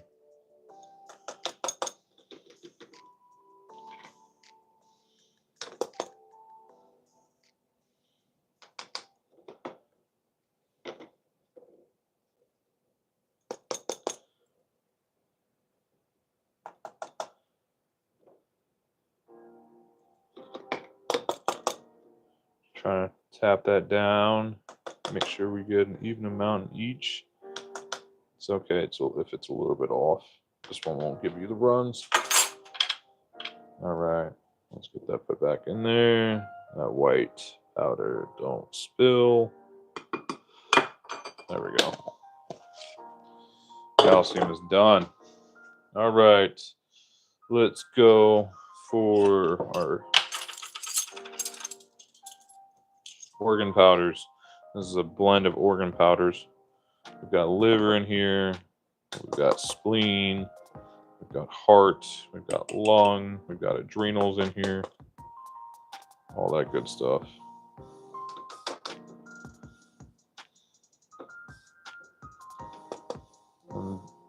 Let's see this top row. Oops, I already got that one. I'm going to mix up slightly differently. This top row is going to be for me, and these bottom two rows are for the wife, kids when they need it. So 1, 2, 3, 4, 5, 6, 7. I'm going to steal one from the end. Okay.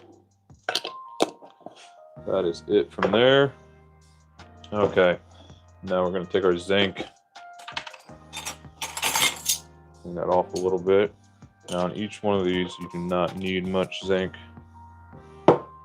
This is an 1/8 of a teaspoon measure, and I'm only using about 1/3 of it full per bottle. You know, just a little bit every day. That is plenty. Or even every couple of days.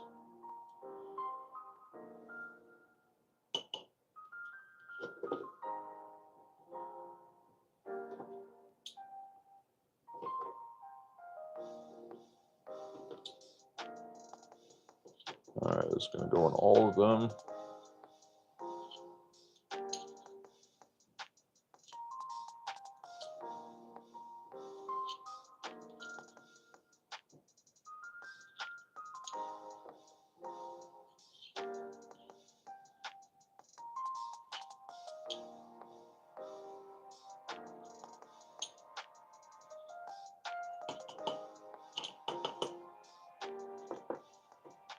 Spill a little bit there. I gotta be careful. This stuff's expensive. Yeah, this little jar is all I got of zinc. You know what? Let me look up how much that cost.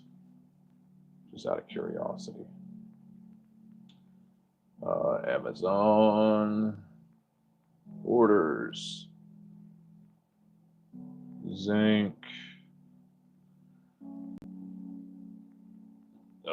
Let's see, how much did that cost me? Order details. Zinc. Yeah, this was $35 right there. That's probably a cup and a quarter worth of zinc, but this is hundreds and hundreds of servings.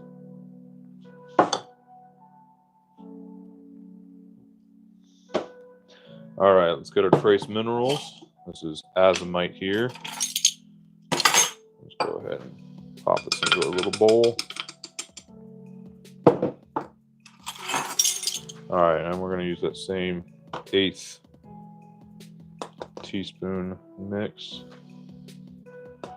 Hello, Kitty. Everybody say hi, Kitty. Kitty came to watch. All right, there we go. That's got some, yep.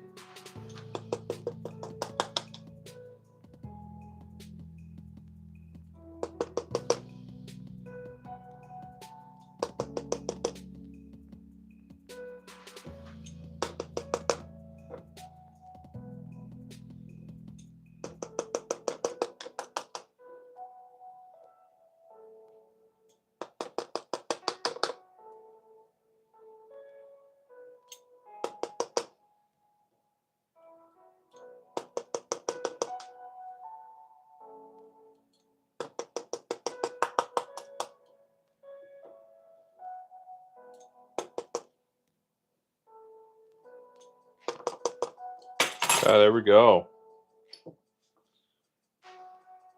Are you mixing that with water? Well, Mr. Idaho man, not right now. But when you go to take it, you just pour it in a glass of water, and down it goes. We find it generally works best to have it in the morning. But I leave these in here completely dry, and they stay perfectly good and shelf stable for quite a while. Yeah, to take it, yes. You can take it straight out of this if you need something like in the field on the go, or in the morning you just mix it into your first glass of water, down it. All that extra water is good for you. All right. Now I've got vitamin B1, thiamine.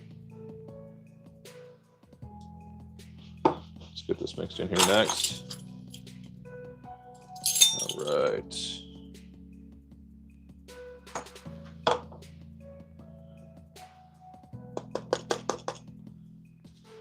Nice and calming.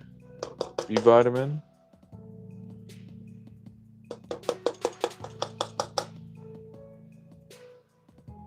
And there goes Kitty. Kitty is gone. She has left us.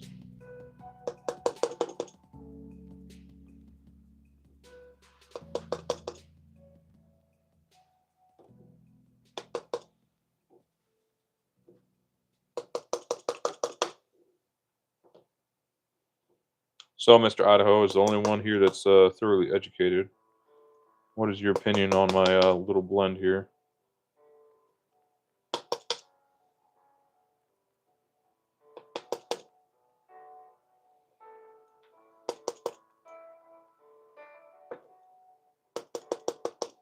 Love it? Good, good, good.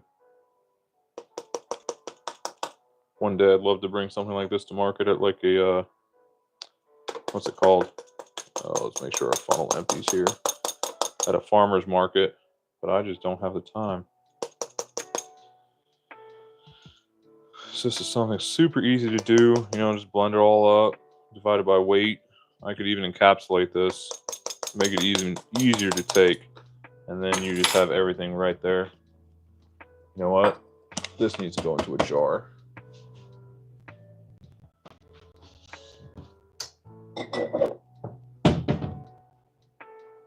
All right. Could you define thoroughly educated? I'll let Mr. Idaho Man speak for himself. All right, just fill this up there. I've been just using this out of the bag for a while because the bag was full enough to where it would fit in more than one jar, and I didn't want to use a half-gallon jar on it. But I've used more of it. And then the zipper actually ripped. Still going to be ending up using more than one jar, but it's okay with that ripped zipper. I don't want it just sitting around. Grab a couple of jar lids and bands. All right.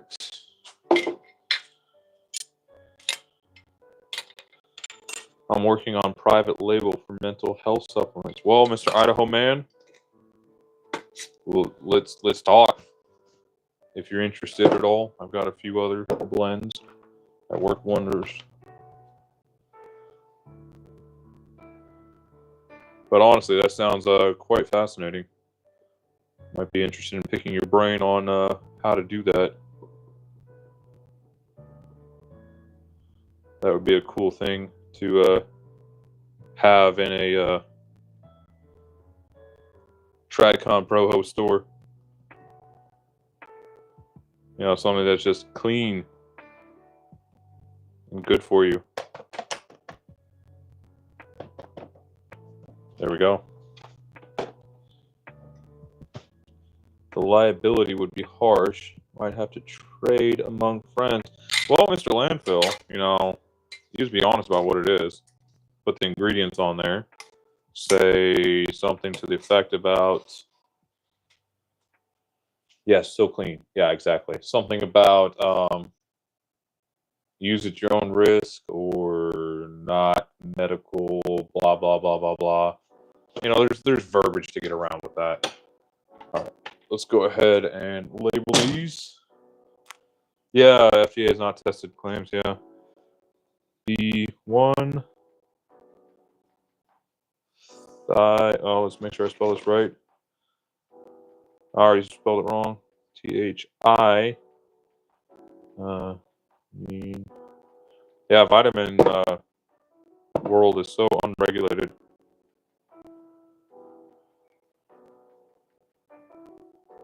Thiamine. There we go. Put this over here and toss this bag.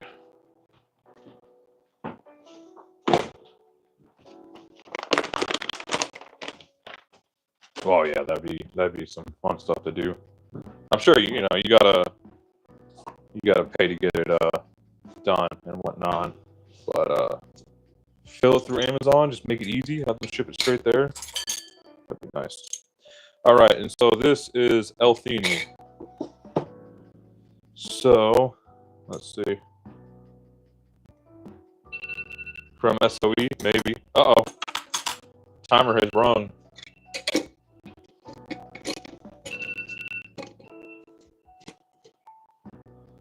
All right, let's hit stop on our timer. Unplug you guys here.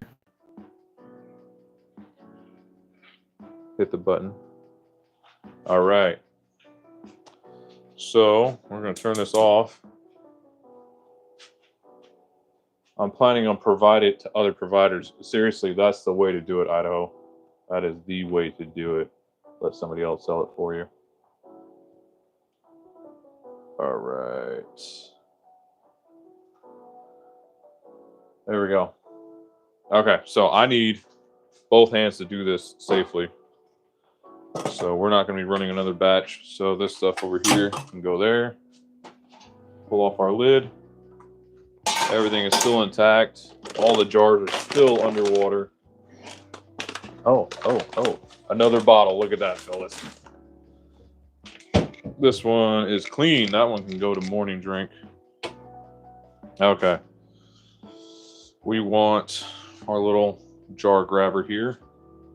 Oh, you know what? This is my old one. This one's busted. I left that in the back of the cabinet for a reason.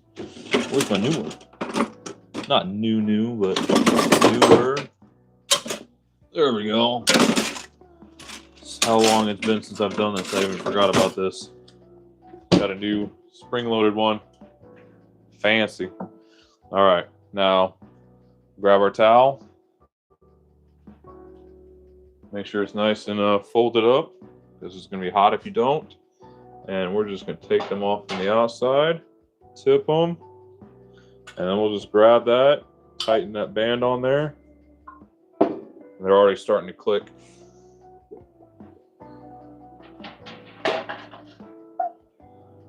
All right, tighten that lid a little bit, just snugging it up.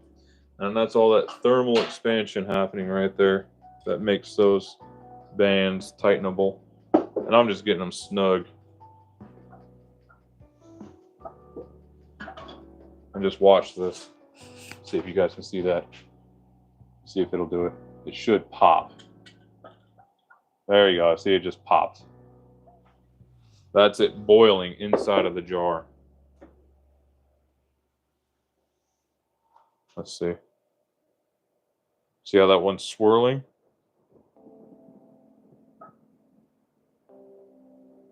What are you canning? Me and my mom used to pickle cauliflower. Well, NWW116, we are doing bone broth here. I'm gonna get the rest of these out of here.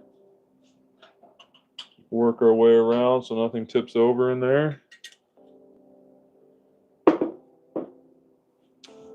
It's not banging down too hard.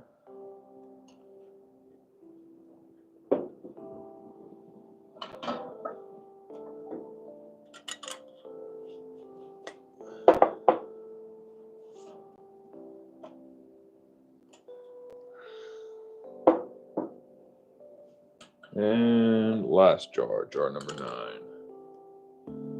Okay, and I'm not sure if you guys can see it or not, but these lids are already drying.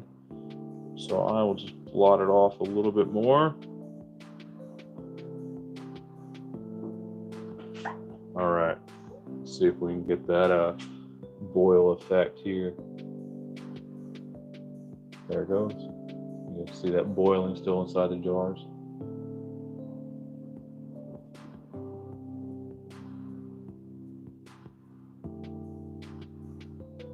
And that's what you want. You want it still nice and hot and boiling. All right, so and one last second. Leave you guys over here for just a moment. Ooh. I'll put you guys down here. And we're going to take this thing and dump it. Nice flush of the sink and the hot water pipes. Just nice and gently.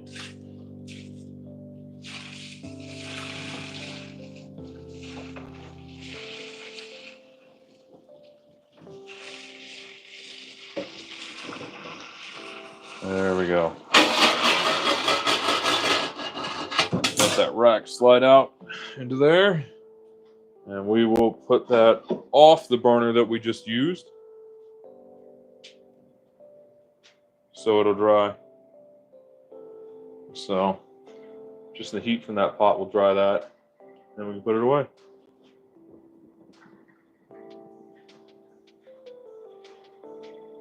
Not sure if you guys can hear that, but these are gurgling.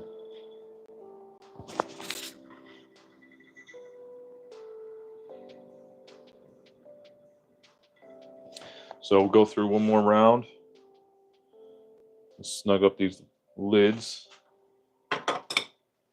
Once again, using our tools, because these are extremely hot. Just make sure they're snug. And we're just going for snug, not tight here. Because at this point, that lid is holding it on under vacuum. And the band is just there. I mean, I could take the bands off of these. And it would be no problem. All right, there we go. So we're just going to leave these be. Just sitting here for a little while. Make sure they're not touching. And just let them cool. And that's it. Bone broth done. And then what's left in this pot here, you know, a couple quarts. That'll go into a half-gallon jar. Just go into the fridge. Put you guys back over here. Catch up on the chat here. And then we will continue on our process.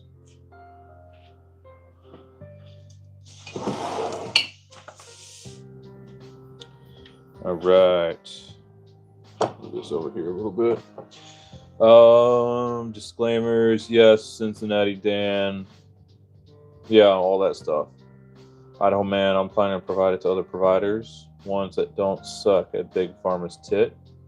Well, we know it's not the tit. They suck further south. They're Idaho man. So awesome. Right, Phil? Right? All right, let's get our L-theanine done. We had not even started on this. So let's put some of that in our bowl here. All right. Yeah, those all look about the same. So we'll just fill these up.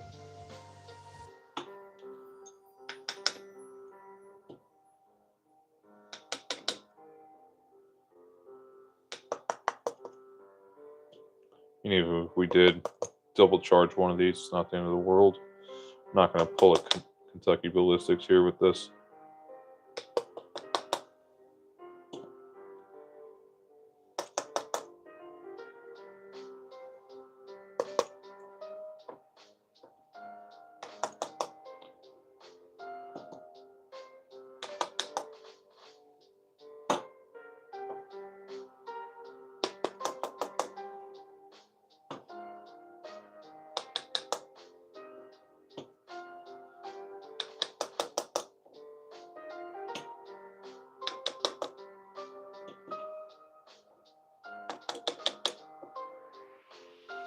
Now, if I wanted to go over like full circle on this, I would actually put some of our iodine in there, and I would stick it in the dehydrator for a couple of days to get that moisture dried out of there.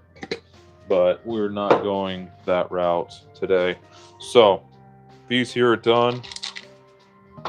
I'm going to save that back line for myself. I've got one more thing that I'm going to add to it that I'm not going to force upon the kids and wife. If the wife wants it, I can add it to hers, or she can add it to hers on the day of. And I do not want the kids getting into this on their own. But for me, I could use it, so I'm just going to add it to all of mine. If I don't want it, I'll just skip over that day. Oops. There we go. There we go. All right. So let's label these. So, mineral.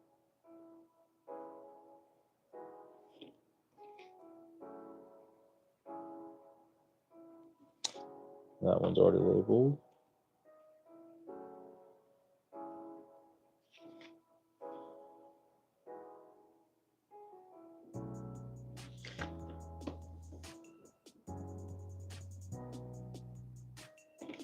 A little sloppy with some of these.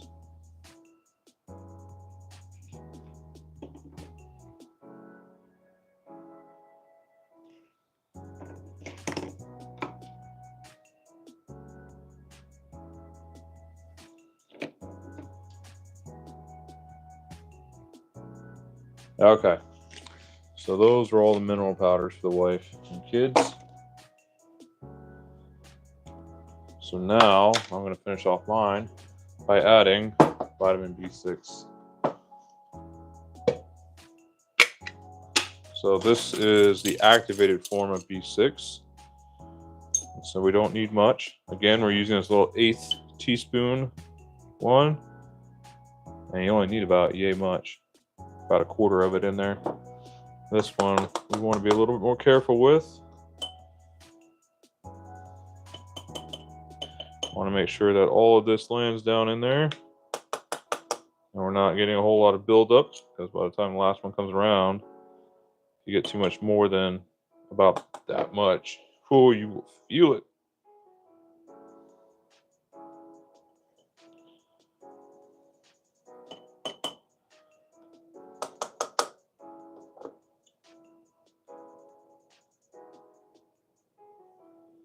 Okay.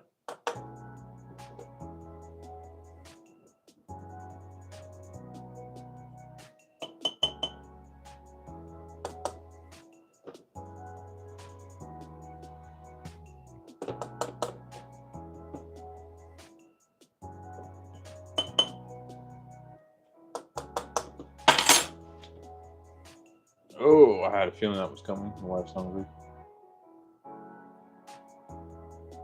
Pizza. Let's see what she says to that. Okay. So now that is complete. That's just got regular mineral in it, so I can go over there. So now I will cover all these.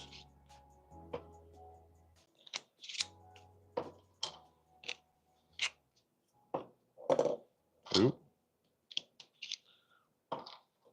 And so each of these little jars will hold a 1/4 cup of powder in there, or liquid, 1/4 cup of whatever. Let's see if you guys can see that. That's all that's in there. About a tablespoon or so. Pretty sweet. Ah.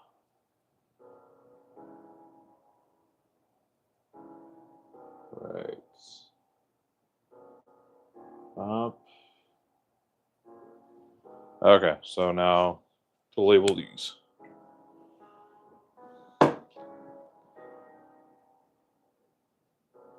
Label these mineral plus E for energy.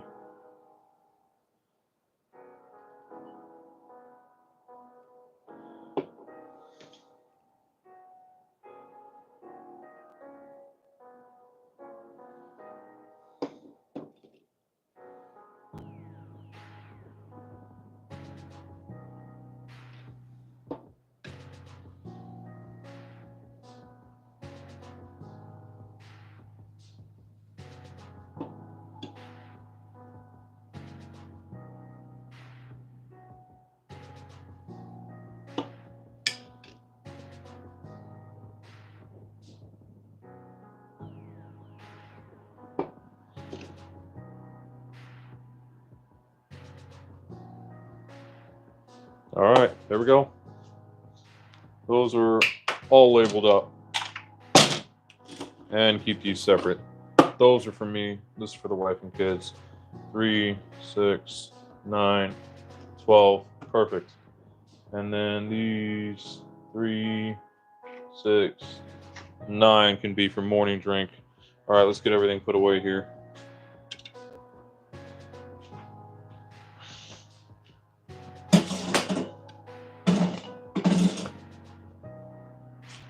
Put all this stuff away in the storage rack.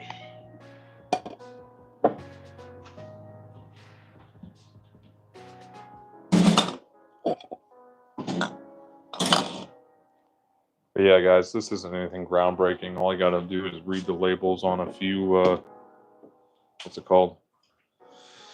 Quote unquote electrolyte packages. They tell you what's in there.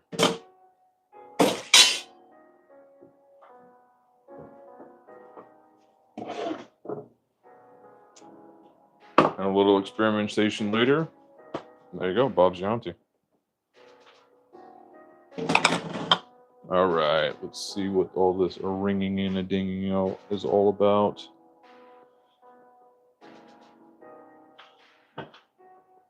Okay, miyoku,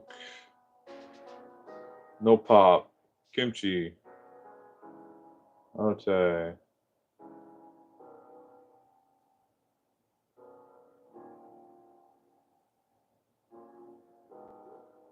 Okay. So let's do something a little sketch here. Let's wipe this counter down a little bit. All right, and let's move these down to the counter to cool. There we go. They're out of the way because I need the stove. All right, our big pot is now dry, so it's getting put away. The lid is going to need to dry for a while, so I'm putting it away upside down. And it is time to break out the double boiler.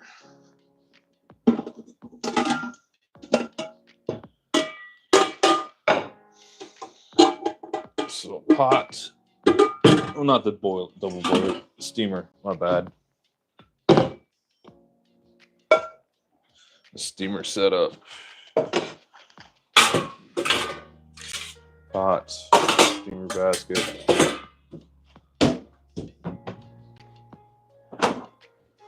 RO water. Just dump that on in there.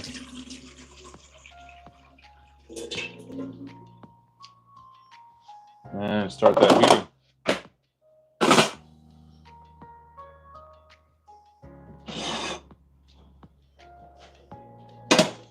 Turn that up. About medium high. Throw a bowl in there. And I'm gonna go grab a block of seaweed soup out of the freezer. Stand by one, gents.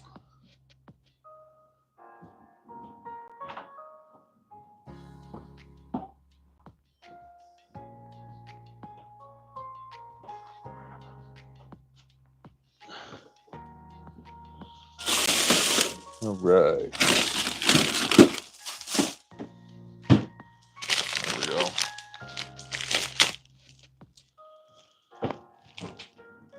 All right. I don't think I showed you guys this. But we've got these silicone molds we use for freezing soups. And there we go. That's what we're left with. 4 blocks, all individual. About 2 cups each of soup. So grab one out. That's about what it looks like right there. 4 fits inside a Ziploc. Put it right in there to steam. And in about 30 minutes, it's ready. I could do it in a regular pot, but it'll tend to scorch a little bit. And the rest of this can go into the freezer for another day.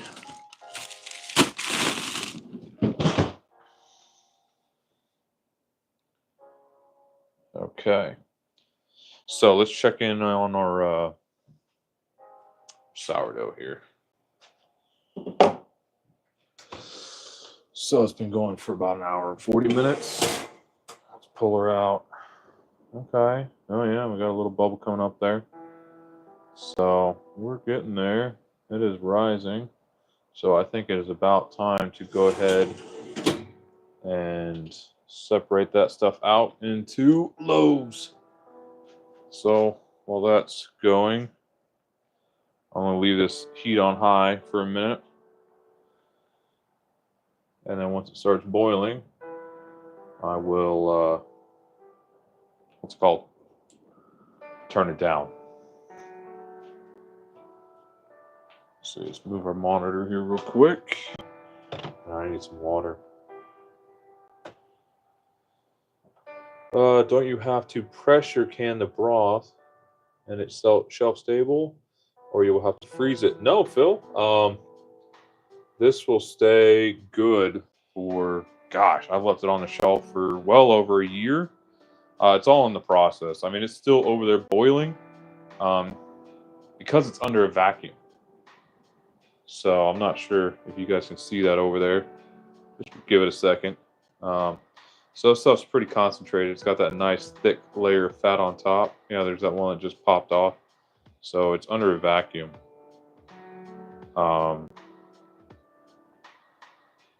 And so it actually raises or lowers the boiling point. So that is thoroughly good. This stuff won't last 3 months, 4 months in this house. We'll use every drop of it, so I'm not worried about it. If I was trying to put this away for a few years, like a huge supply of it, then I might pressure can it. Yeah, Idaho Man's got it. 2 years if you're careful with water bath. Yeah. But you can easily tell. If you start pressing down on the top and it starts clicking, you know it's gone bad. Or you open it up, it gives you a funky smell once you open it. Then, okay, yeah, you got to toss it. But other than that, you're fine. And other than that, your nose will tell you. And if you can see, that's really opaque looking. And that's because I've concentrated it quite a bit. So it's probably at least double concentrated. And that's just to save on space. So yeah, good stuff. So let's do something a little, well, let's finish cleaning up here.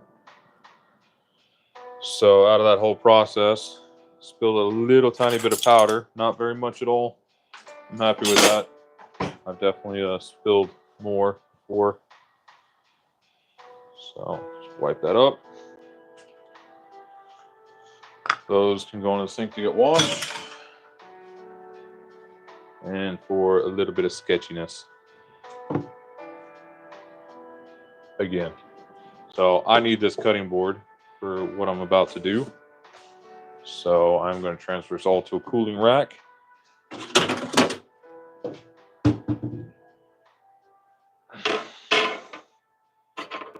So I'll just hold this here so it doesn't tip over until I get a few of them on here. Again, I don't want them touching as much as possible. I don't know if that's strictly necessary, but that's just my way of doing it.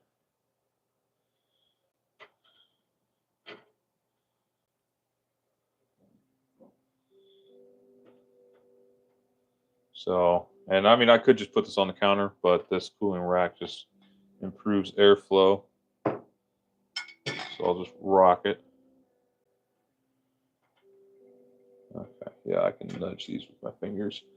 And that last one will not fit on there. So I'll just grab another cutting board, a small one, plop it on there, call it good. And then, let's see, put our tools away. Wipe down the cutting board. And then I will bring it over here to use with the dough. Yeah, I knew this was the right choice. I was debating whether or not to live stream all this process or not. But I think it's a good choice. It seems like you guys keep me moving instead of sitting down just dicking around on my phone when I'm taking a break and then 30 minutes go by. I'm finding other things to do to keep you guys and me occupied. Let's get this watermelon out of here.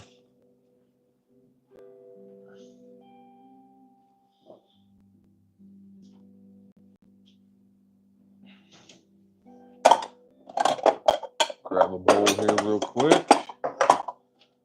Throw all these ones to go upstairs in there. So I can get moved off to the side and just go upstairs, get put away. And I'll put quite the pile of things that need to go upstairs. Okay, these other ones for me, I'm just going to leave to the side for now. And there we go.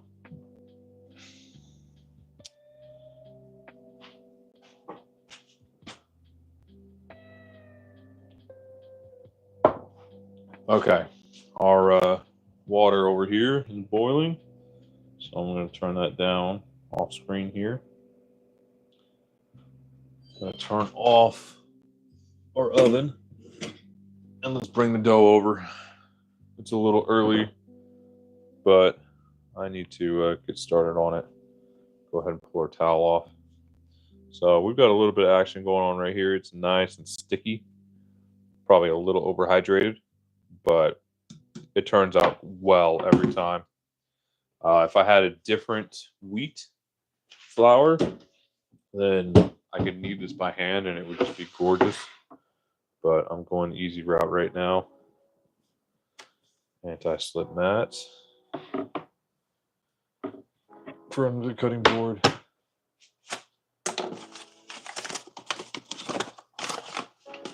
Grab our flour. Nice and dusted. Do a little bit more.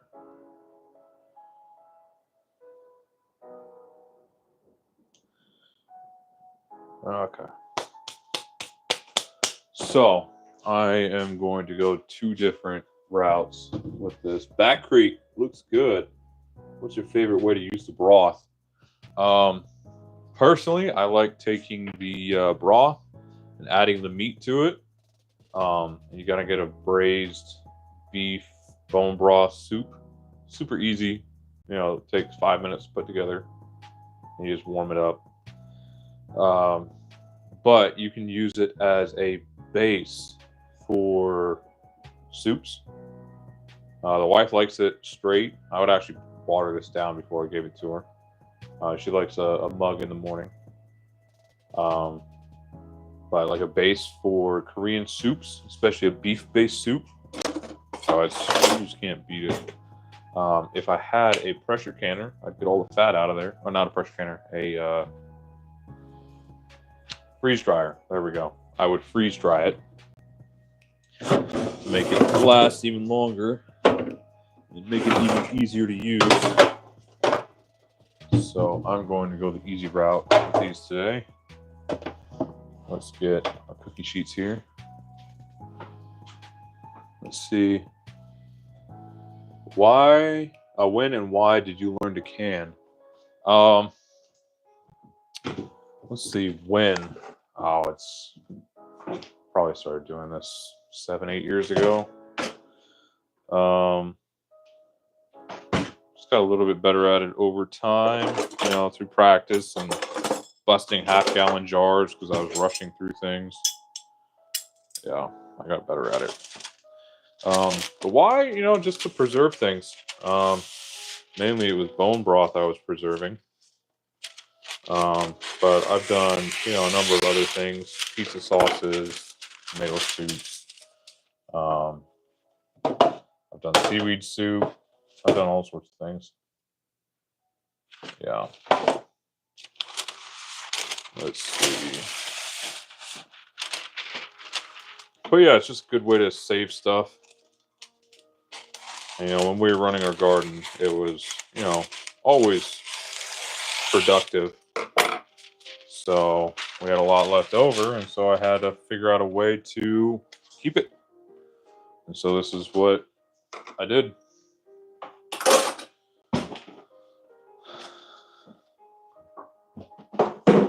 Okay, so let's get this dough turned out over here.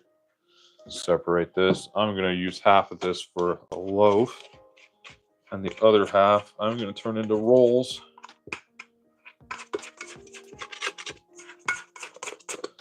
So you kind of want to keep track of what's on top and what's on bottom. So this was the top, or was the bottom, and now it's the top. So we'll just flip this over here. Kind of start to build the structure, and then we'll go ahead and flip it. Now we have our top back. We'll divide this in half.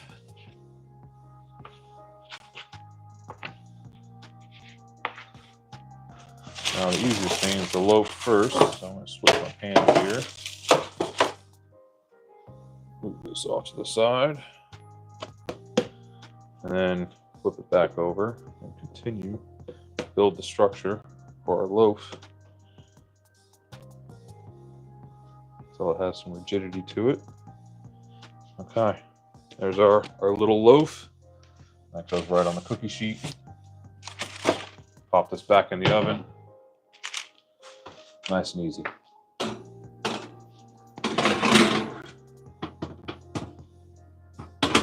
Oh, let's make sure we have enough room. All right. And then turn on our bread proof setting, which is going to be 95 degrees. And and we'll work on our rolls here. Flip this back over again.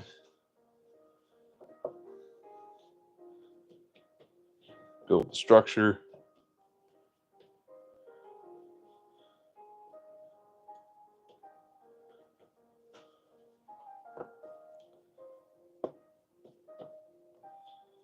All right.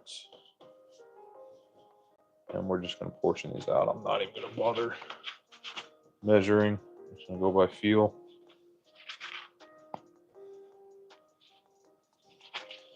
Nice warm dough.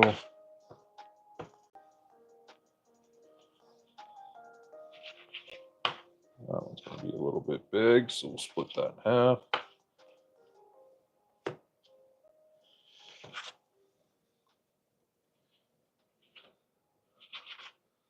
Okay, that'll be good. Good enough. Show the dough who's boss. Move it around. Grab a little bit more flour and dust these. Okay. Let's see. And then we'll just roll this in to the center. Or our little roll hamburger bun things.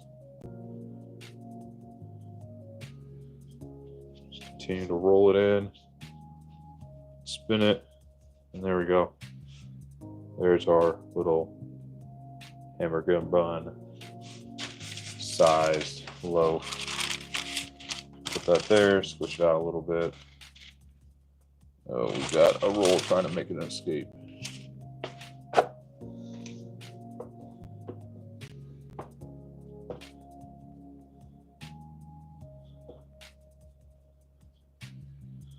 Yeah, I first started learning how to make bread in high school. I would work in the kitchen during an elective period. I got credit for the elective, and I got a paycheck out of it. It wasn't much, you know. It's like $20 a week. But I got to learn how to make food in an actual commercial kitchen.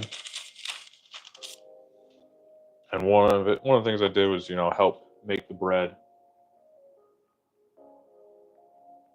And then also scooping out sheets and sheets of cookies. We did probably 20 dozen cookies every day.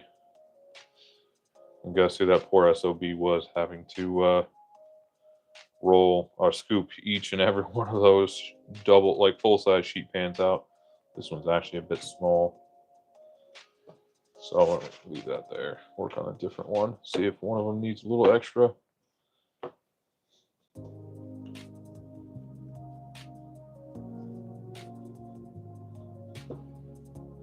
This one's going to be a little bit big, but it's okay.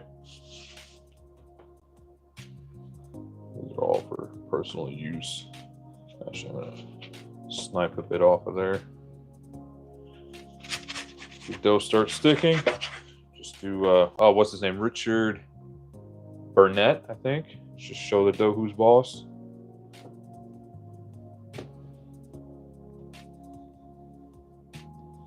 Barnett? I don't know. I can't remember. Real famous bread guy. I think he's French. Moved to the UK a while ago.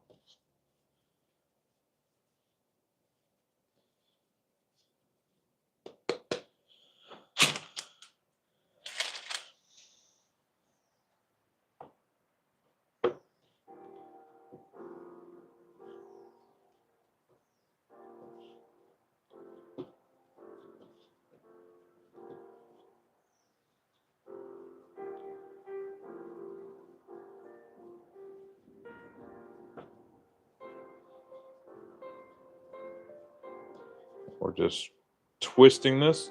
So we're doing a twist motion and we're wrapping it at the same time. A little extra flour on there. So we're just turning it into itself and using the thumb here to make a little button on bottom. All right.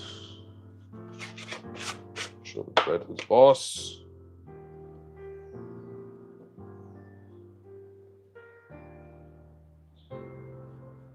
Just pull and a tuck. And press.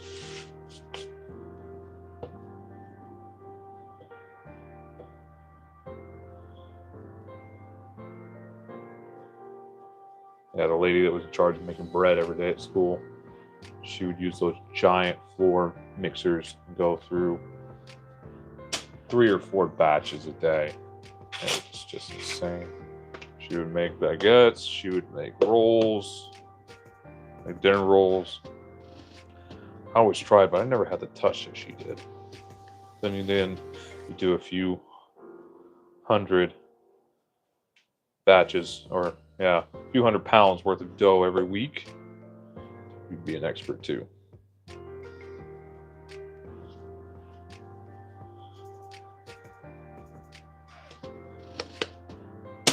All right. You know what? Why don't we do something a little fun here? Let's cut this into there.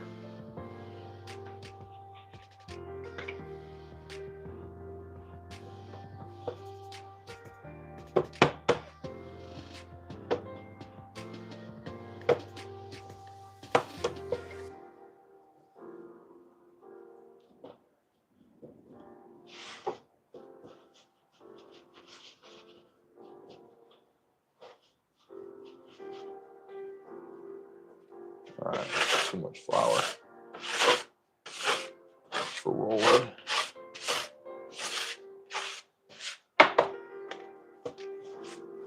And there's no texture on this either.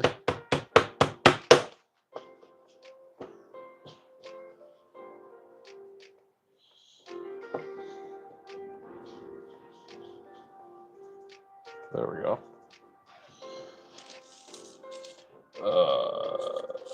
Nah. Let's take this, put this on this other one. Actually, these are going to be ready to cook here soon. Fugas it is. So let's turn this off. Turn on our oven. 450.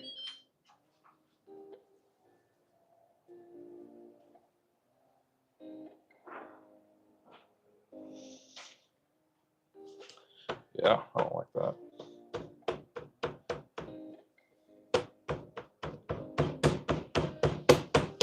Beat that all out. Put some of this flour back in here.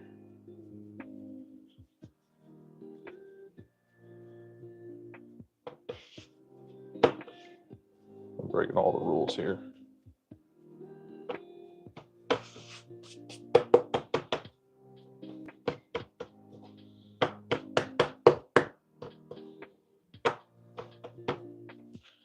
Okay. Open that up in the center. And let's get some cuts in there.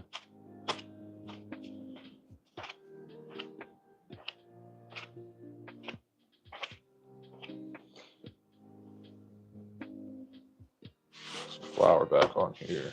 Roll that around some. That's not going to be pretty, but it'll taste good. And I haven't made a good fugas in years. There we go.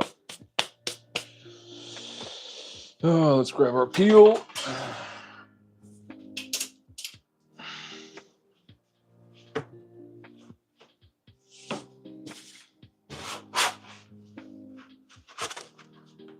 There we go.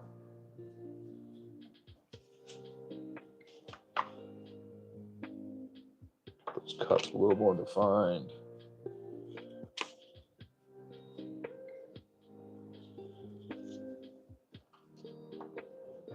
Okay.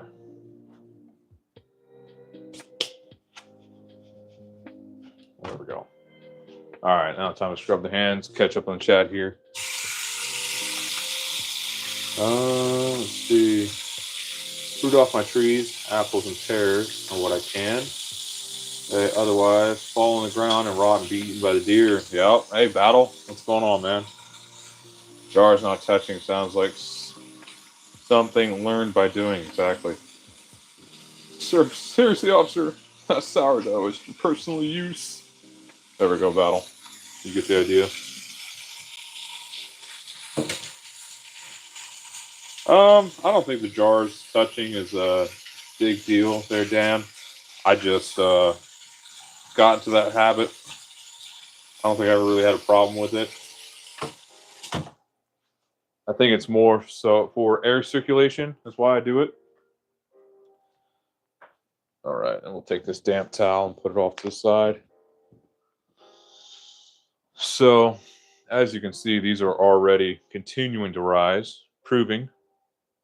So those are getting a little bit bigger. So we'll get 6 small little, well, small. This is the only one that's about hamburger-sized bun. You know, these are all bigger. So those two are kind of close to what I was aiming for. But that's what I get for not, gotta jump, much love. See you, Battle.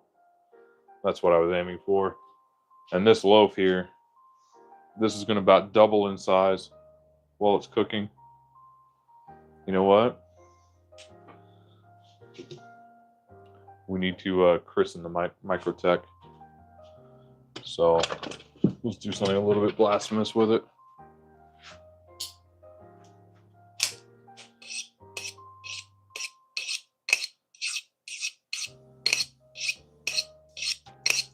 There we go. Hone that edge up a little bit.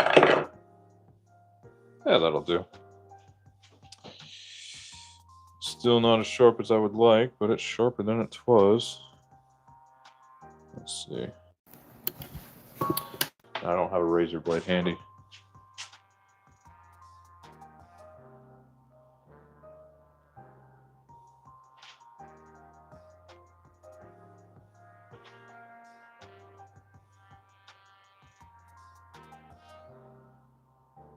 Little decoration. Never hurt nobody.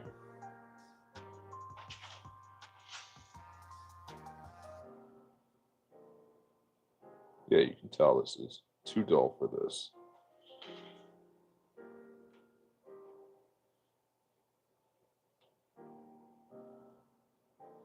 There we go. Let's see.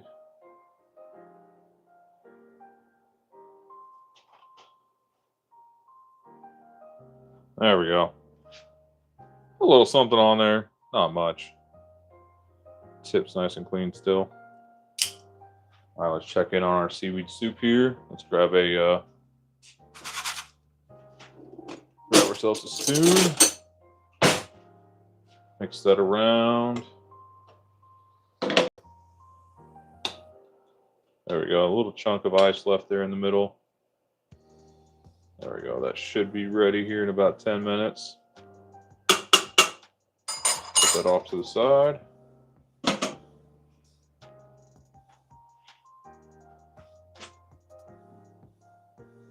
Oh, stand by. We might need to do a double portion. All right. Let's go ahead and just chill here for a second, admire our work for the day.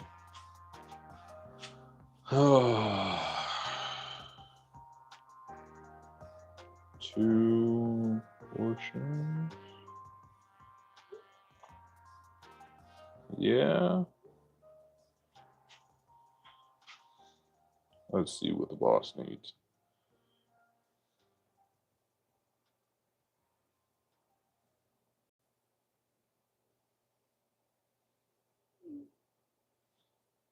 Sure. I'll take a second. Okay. So let's see what soup's not going to be done yet.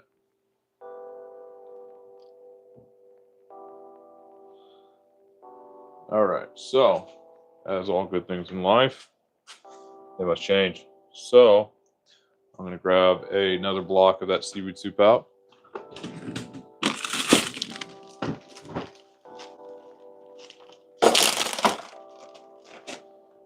And just plop that in there.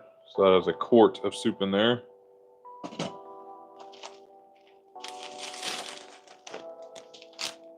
Heading to an appointment with the Secretary of State. Make my car purchase official. Well, good luck, Phil. Enjoy. I just went through that a little while ago with the DMV here with the bike. Make sure you have all your documents and then a few extra just in case. All right, time for some water.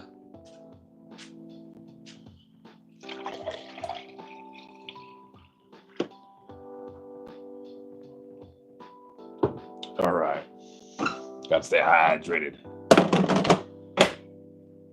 Okay, let's grab a half-gallon jar here.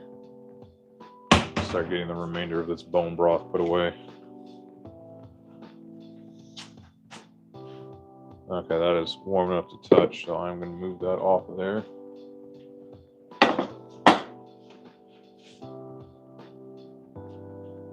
Let's see, let's chill over here. Be safe, everyone. Have fun, landfill. I don't think anybody can have fun at the DMV. Secretary of State or, you know, whatever they have out there. All right, grab our funnel back.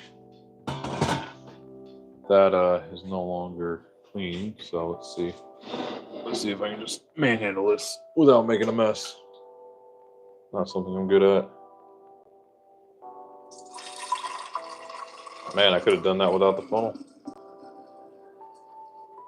And then this will go into the fridge for us to use over the next little while. Let's see, it looks like we could use one more.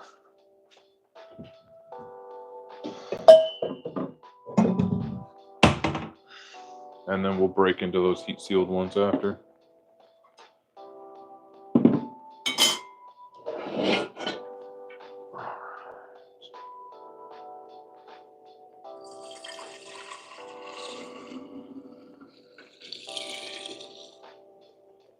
All right. We go slow, leave some bunch of that sediment behind, and I'm going to stop a tad bit early. There's a fair bit of sediment down in there, even after getting it all filtered out before. All right, bands, okay, cool.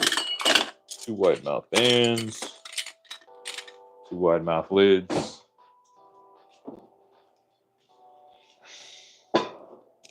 Look at that fat cap on there, boys. As our friend from up that way says, that's tits money right there. All right, and these 2 go into the fridge.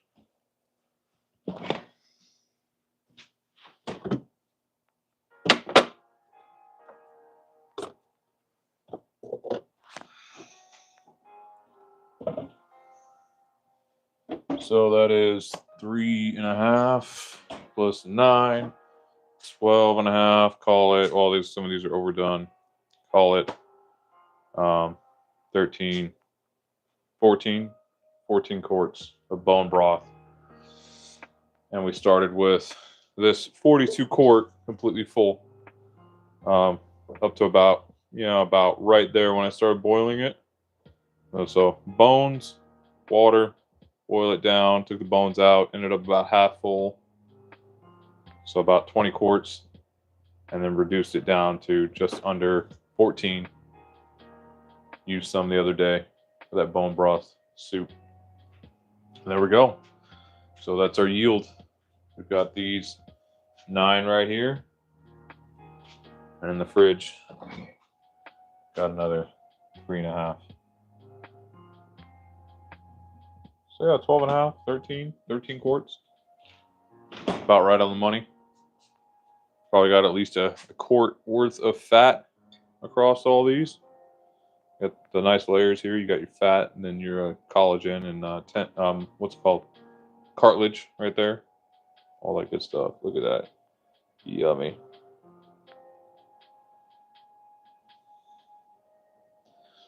So yeah, you can see these cuts opening up now. That's it continuing to rise, it proving. So we're up at 340 right now. We're going to take this all the way to 450. That's where we're in.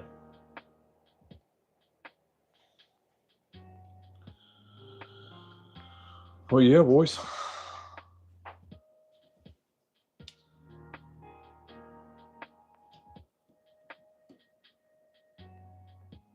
let you guys plug back in here.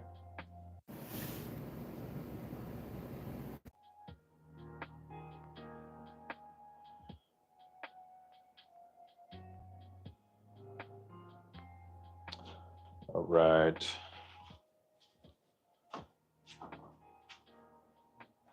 But after it's game on for something else. Okay.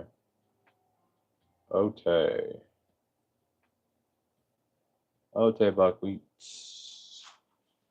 All right. Jack can come over here. Time to clean off the cutting board.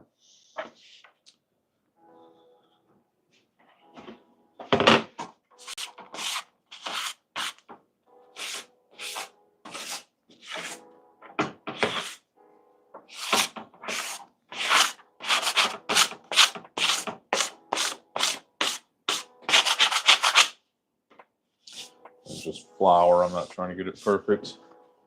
Now let's get that put away.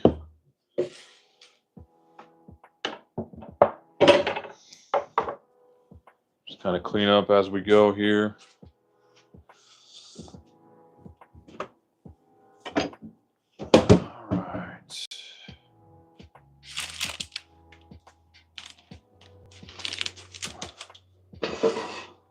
Put those up there. Stay warm.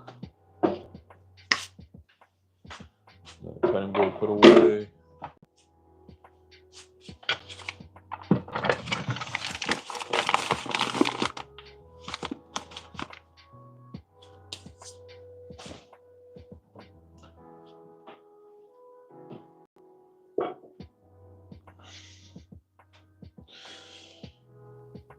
Check on battery levels. Ooh, that one's getting kind of low. Put it back in. All right, fellas. Well, I'm just putting trash away, kind of in a holding pattern here. Just kind of cleaning up after our mess.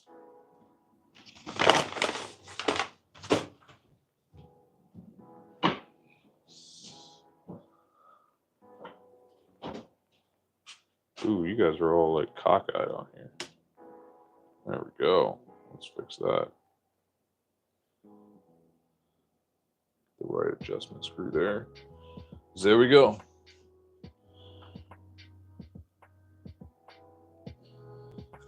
All right.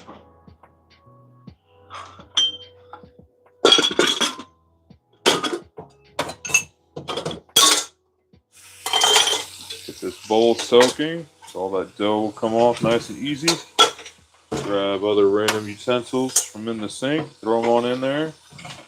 Let all that soak away. Mix up that seaweed soup. Help it heat up. Yeah, that block is almost completely thawed. Get our counter cleaned up here.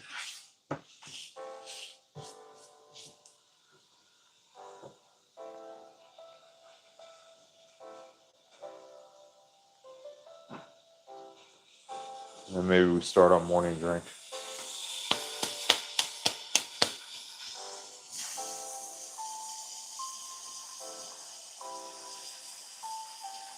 All right, there we go. Let's get our morning drink rolling. Let's grab our Vitamix container. Ooh, where'd that go?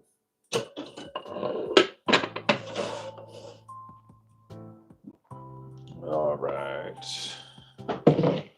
Start gathering ingredients.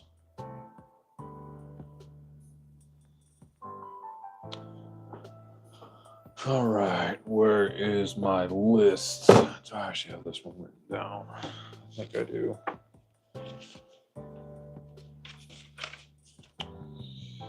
Two mineral powder, kamchatan, ranch, Jamaican curry, Gucci, waffles. Okay. No, I have this on my phone.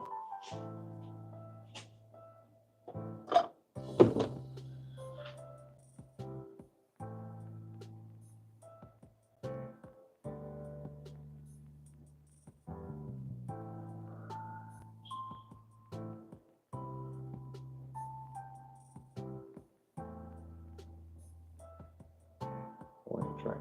There we go. So let's start going through things here. Now this one I'm not giving you guys the ingredient list on, but I will let you guess as I go.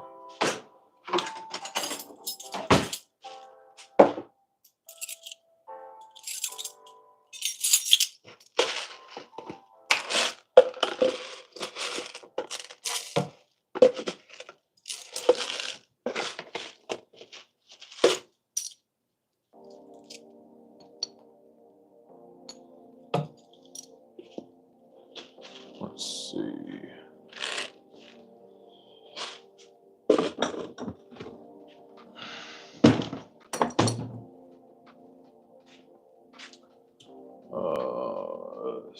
Skip.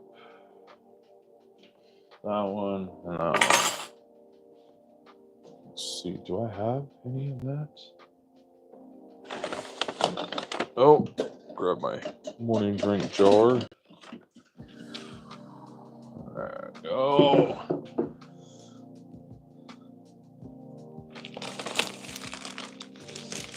I might be down an ingredient. Oh no, it's okay. It's a smaller one. Oh, let's see what's back in here. Oh, there's that. There we go. Okay, yeah, I've got some of it. It's just not prepared. Okay.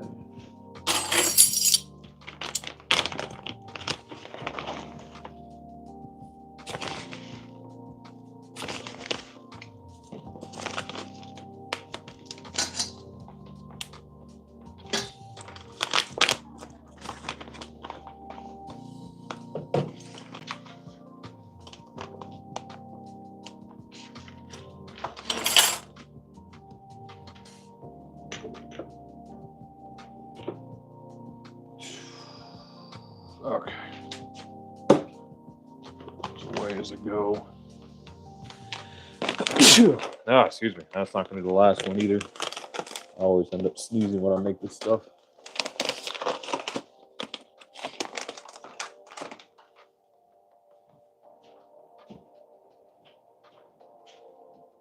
Hello. Mr. Idaho Man has returned. We were making said morning drink from earlier. All right.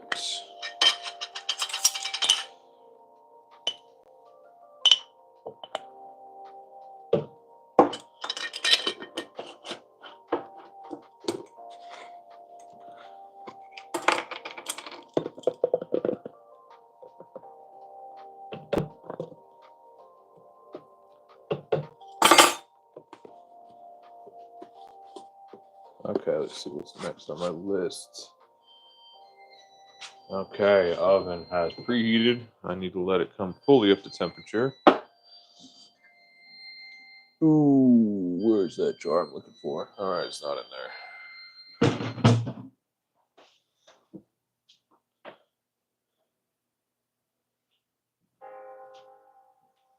Ain't that nice, that little music it makes? That, and Koreans sure like their cutesies. I don't need those.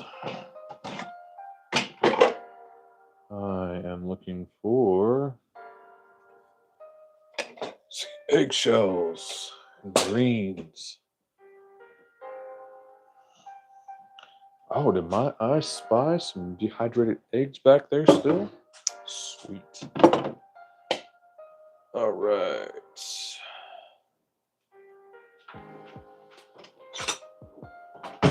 Let's see.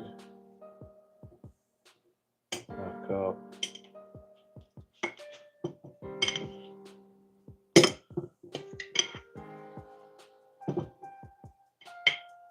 It's actually dried kale.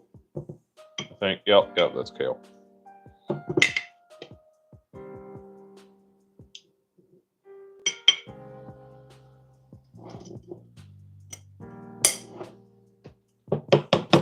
Let's see.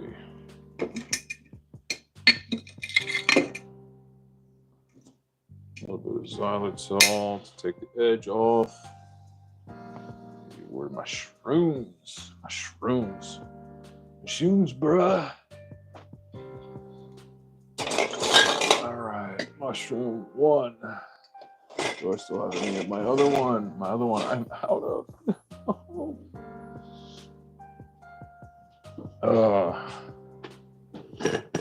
Alright, how much of this goes in there? Quarter cup. Some mushrooms in there. My eggshells.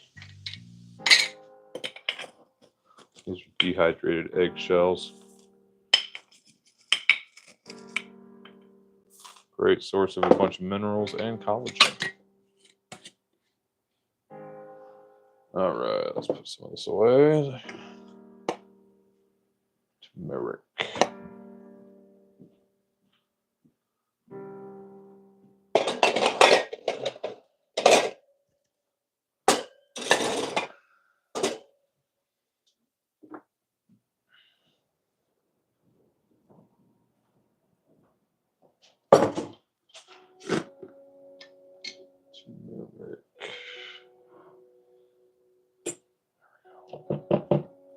Out of everything I put in here, the kids complain about the turmeric the most.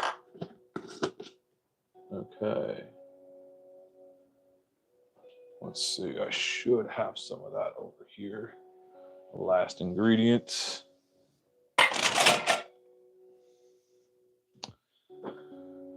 Yes, I do.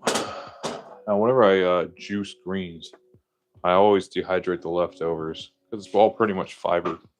And then I grind it down into this powder. And so this is all just vegetable fiber. And this is what I use it for. I blend it off into morning drink.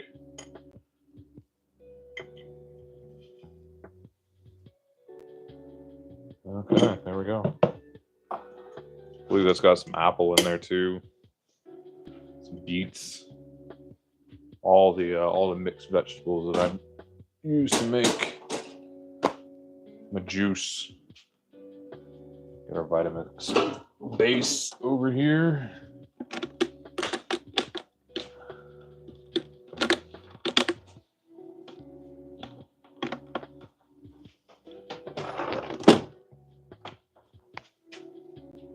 Let's not get melted on the hot glass.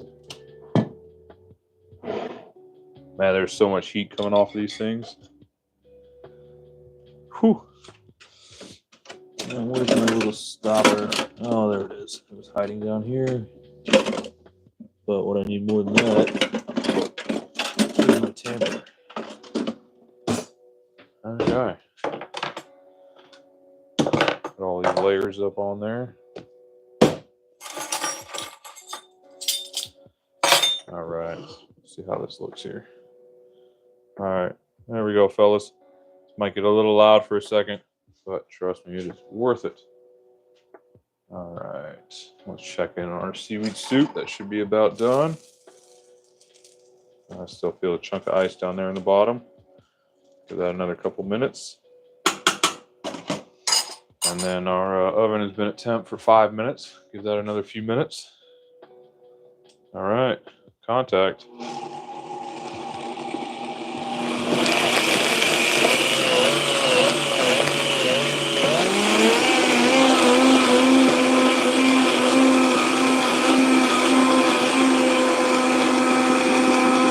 All right, there we go. We'll just let that blend down into a nice fine powder.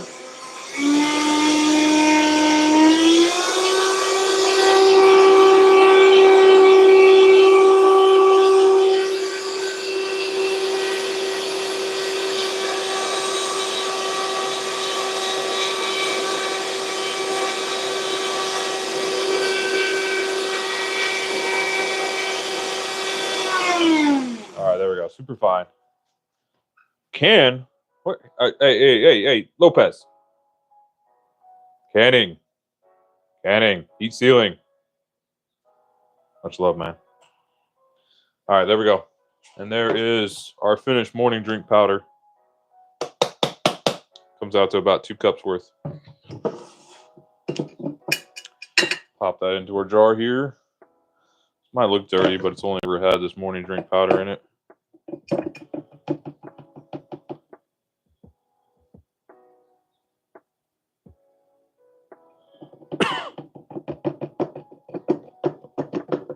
Oh, it spilled everywhere. That's what I get for looking away.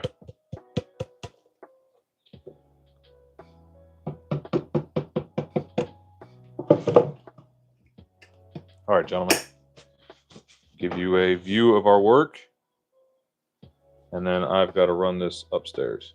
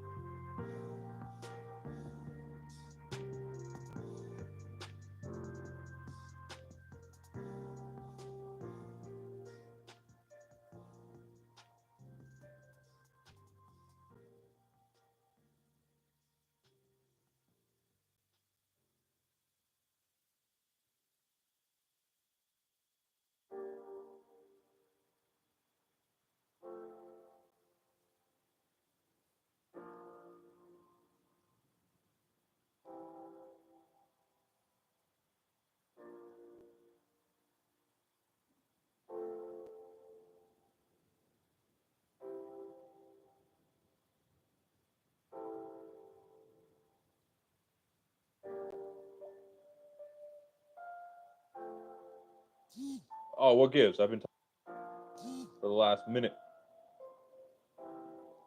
I'd unmuted it, and then I guess not. So there we go. We're back. Yo, Tony, what's up? Yeah, definitely not a chocolate shake there, Matthew. Definitely not. But yeah, there's our last ingredient for our morning drink. We'll get that put away. All right, we got our food delivered. All right, let's get this quote-unquote fugasse in. All right. Aim you guys down a little bit more. There we go. Oh, it's sticking. Don't stick. Don't stick, you. There we go. Unstick. Unstick yourself. Unstuckizer. There we go. And right onto the pizza peel. Oh, that's all wonky. Onto the pizza stone. Oh well. It happens. That's why it's home food, not professional food. All right, that'll just take a couple minutes to cook.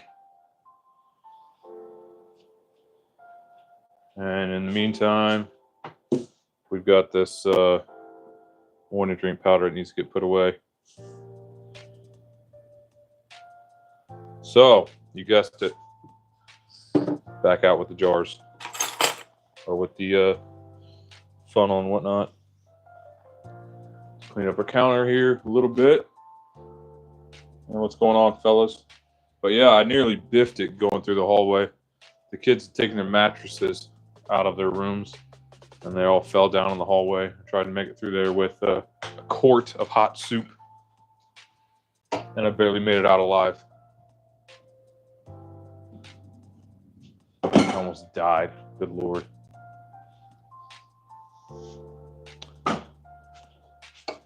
All right, we got our morning drink here. Morning drink bottles. All right, let's get those lids off of there. Ooh. Is that one not entirely clean? No, there was liquid in there. Must have been used for something else.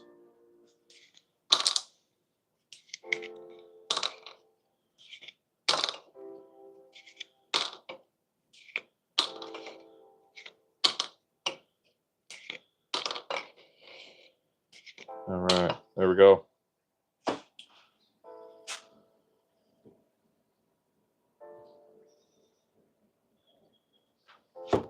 All right, let's find me another funnel. This one dry enough to use yet? Yeah, that looks fine.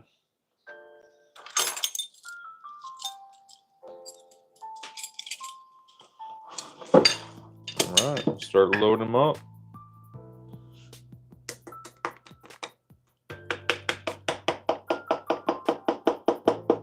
All right, that one's done.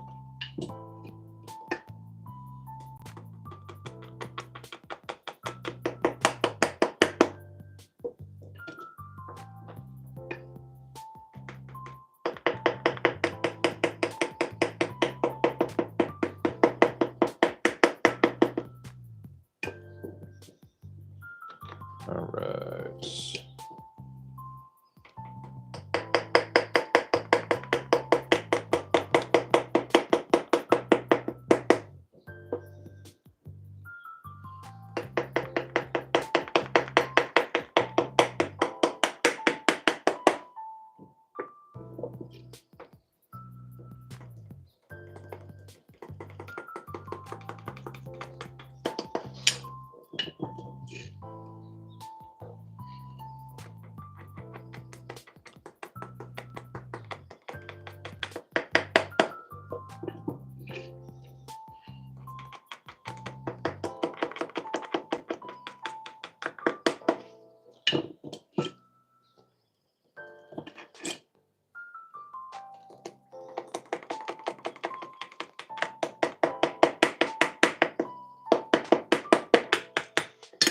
Okay, there we go.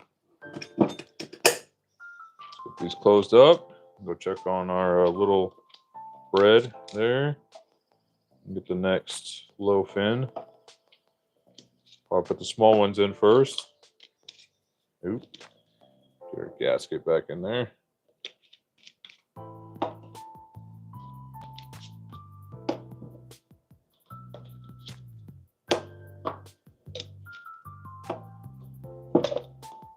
There we go. Okay. Those are ready to go upstairs. And then I think I'm actually going to load them up into mine along with that mineral powder. All right. So let's come check on this. See how we're looking. Okay. Let's get in there. Let's grab another drying rack. Cooling rack, rather. There we go. That one looks good. Put this over here.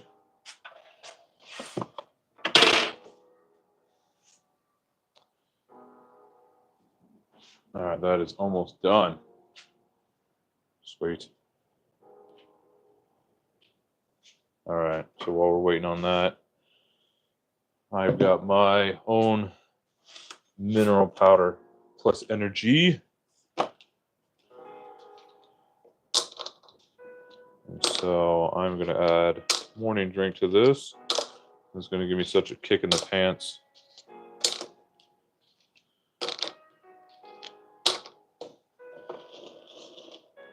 There we go.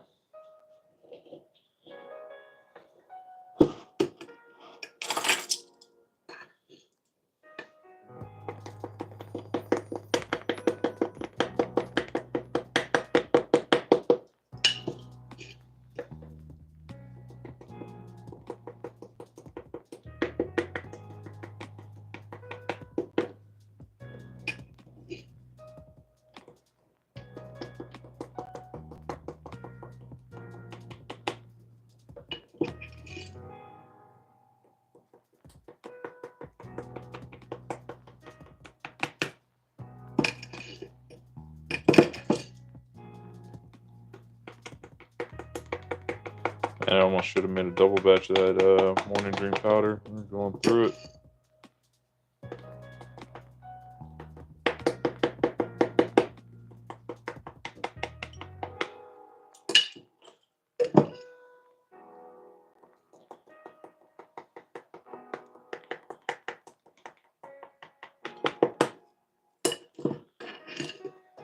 Okay, so in here I've got a mineral supplement, I've got an energy supplement, and I've got a daily multivitamin, multi-mineral powder with detox all ready to go.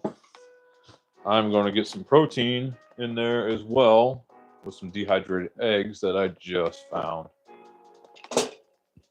You want to talk about breakfast replacement? Man, this is it. Where'd it go? Oh, I don't have much eggs left. This is probably only about 4 eggs. There we go. We got our dehydrated eggs in there. So let's just go with half an egg each. Egg works out to just a smidge over a tablespoon when it's dried out. So we'll go with half a tablespoon in each and see where we get.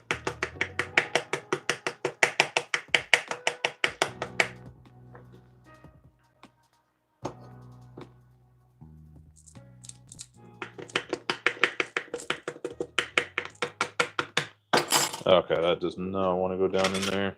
So, chopstick action.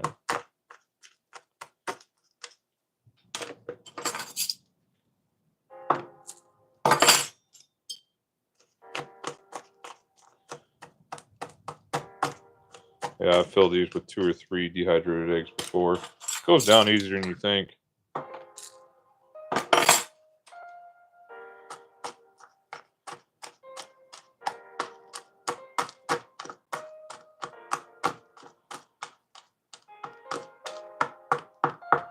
Get in there. 4. There we go.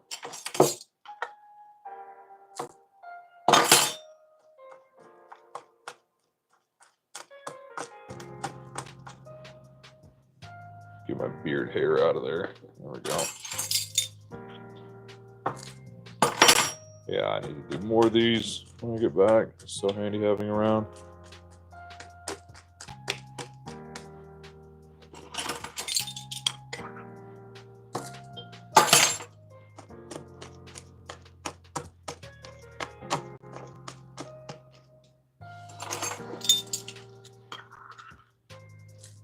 Okay, I'm just gonna put all this in there. That one gets a double dose.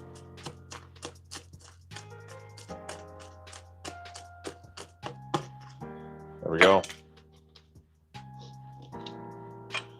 Seal these back up, and these will be ready to go.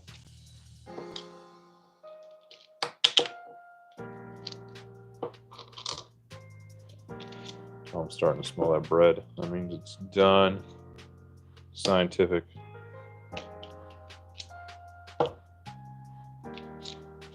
All right, let's go grab our bread.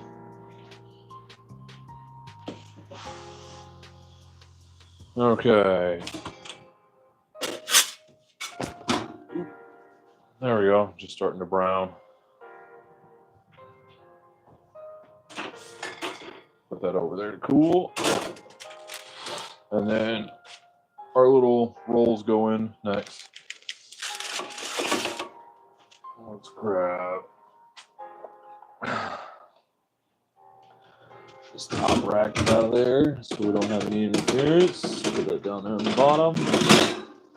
Close her up.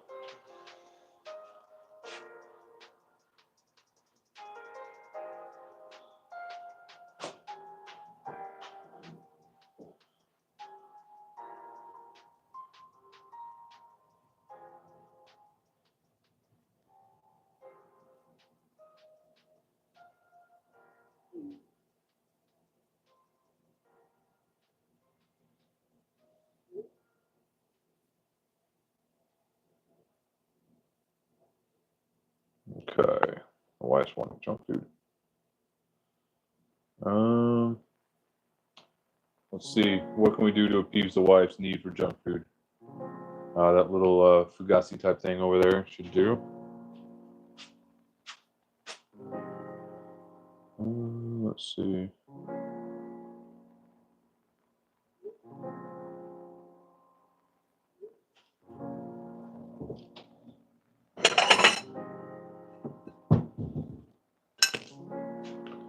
There we go. Just crack that open. You know what?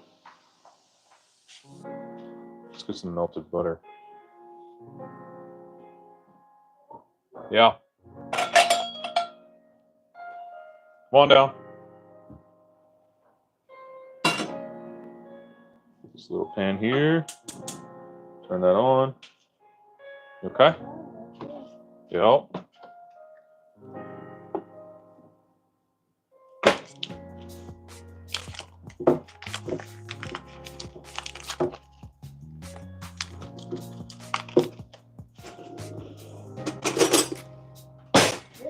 Watch out. There's just bread. Slab of butter here. What?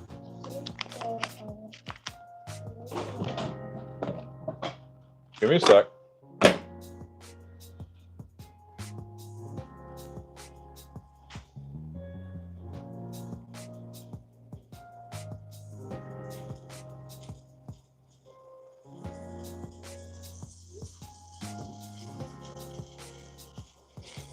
Turn it down a little bit. Grab our tongs, a medley of tongs. On 2 hands. Stand by. Get our butter melted in there.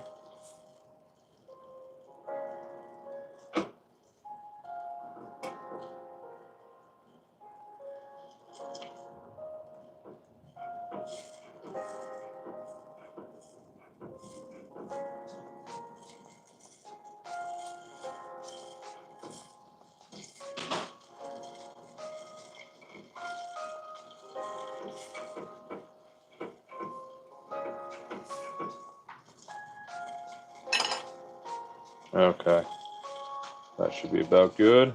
So I'm going to turn that off. Grab a ramekin.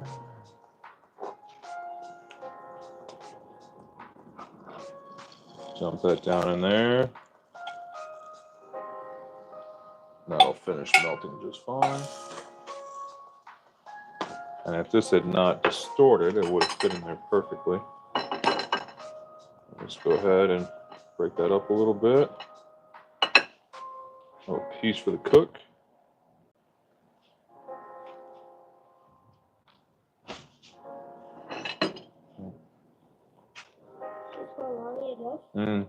Two hands. Go carefully. Oh man, that's good.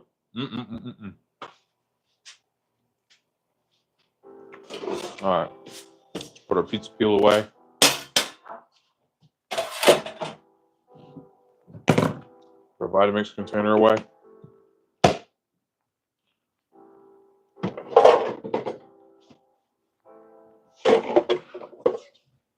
Those things over there.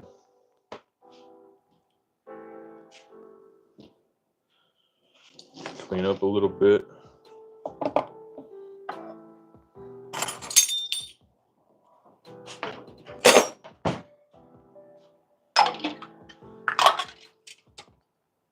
All right, guys. See how the battery's doing here. 62%. All right, let's check in on this. We all ready? Baking away. Oh, we got conjoined ones down there. Oh, well, it happens. Let's close that. Let it keep going. And we'll just continue cleaning up here while we're waiting. Man, more broken glass. Man, how much did glass do kids break? All right.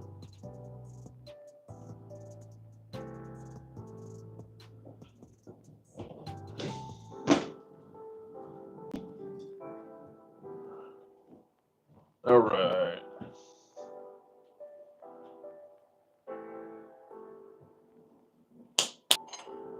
Tongs, get washed. Bowl put away.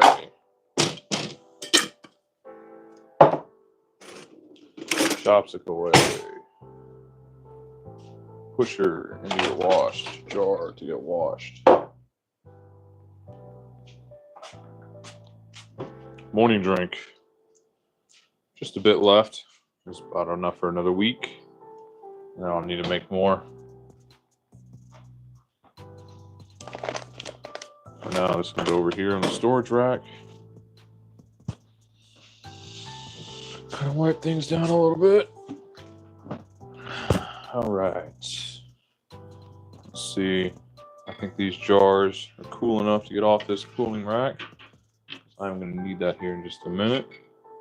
So I'll just go ahead and put these on the counter. Let's not dump them over. All right, there we go. These two cooling racks have been with me for, gosh, 14 years now. There's only two I've ever needed. Should probably get some more.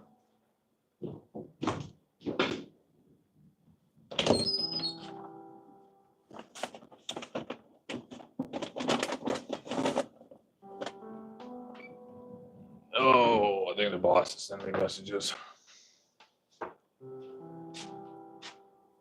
Oh. Oh my God. So dang good. You know what that means, fellas? Mommy approved. You guys are all cockeyed. There we go. Uh-oh.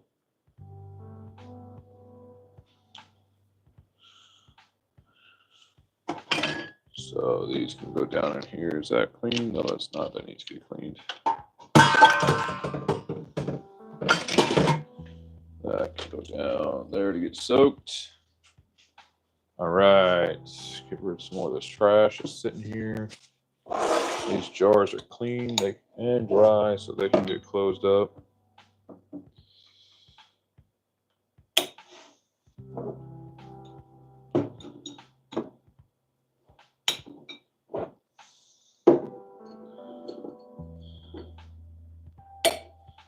All right, let's find a home for these jars. It's not on my counter.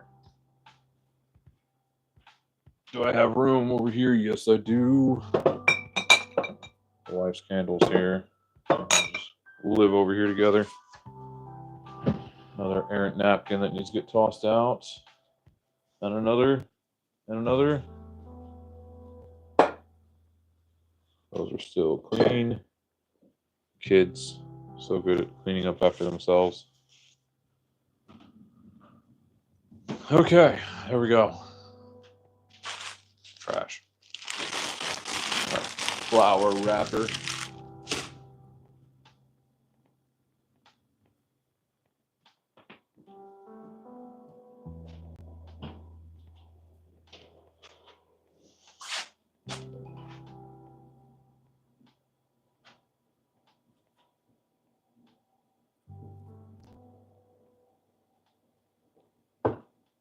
All right, this can get tossed. That she will not be happy if I toss that. So I should clean it and put it away. Pick up the used kitchen towels that are just hanging around. Pile those up to go to laundry. That one's damp. That one's damp and getting used. This one's gonna go up to laundry. See, you got some moto gear here. And I'll share this with you guys. I picked these straps up. There we go. On the recommendation of a certain window cleaner guy I know. Looks like somebody tried to open them already. There we go. Let's pop those open. Ow. Ow.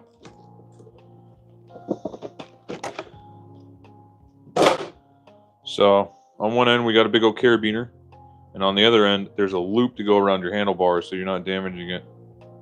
So these will go up on the handlebar ends, and then I've got regular ratchet straps to go on the tail end. And then on the recommendation of another buddy, I'll show you guys this here. Grab it. I picked up this fork brace, so when I'm cranking it down I don't crank it too tight and bust out the front suspension. Not too worried about it, but I figure, you know, $12 insurance ain't so bad. So one end goes up on that I don't know what the block is called, but it goes in between the tire and the that triangle block on the front forks to lock it up so you don't bust your suspension cranking it down. You guys okay? Okay.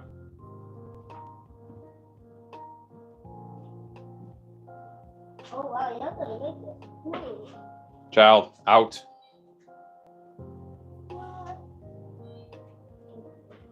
I like that. It's like meat. How did you make those? Knife. A knife. All right, there we go. Nice videos, bro. Swara, thanks. Appreciate it. I haven't been putting in a whole lot of effort lately, but there we go. And see, that's why when you're cooking, you take a little sample for yourself, because none of that bread came back, only a little bit of butter.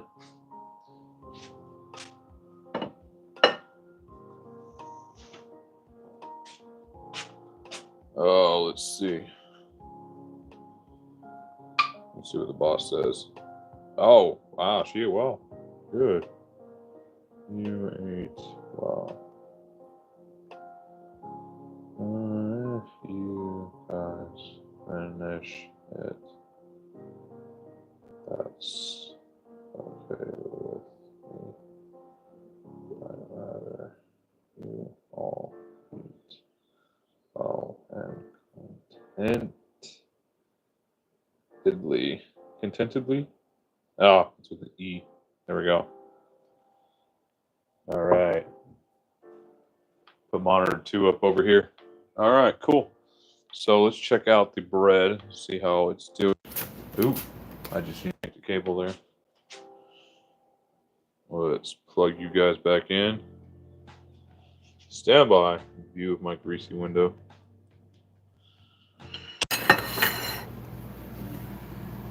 All right, apologies.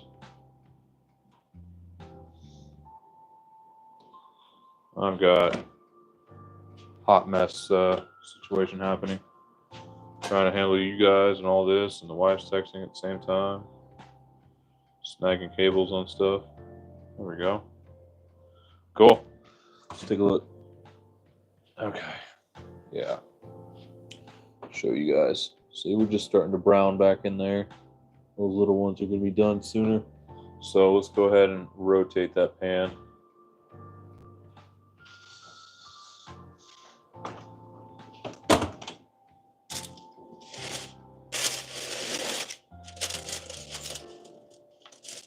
Yeah, a little too much on the parchment paper, but it'll be all right.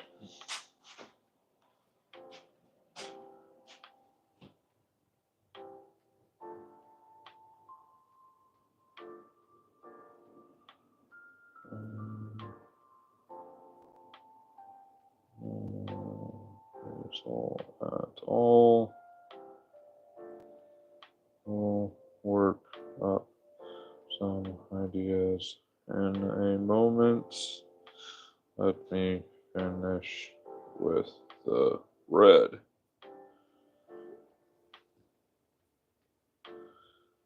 There we go. Got hungry people in the house. You know what? Let's pop off a couple of those, I think. You know what? We're almost done. We're almost done with that. And then we'll get our other loaf baked here. Why don't we trim that paper a little bit.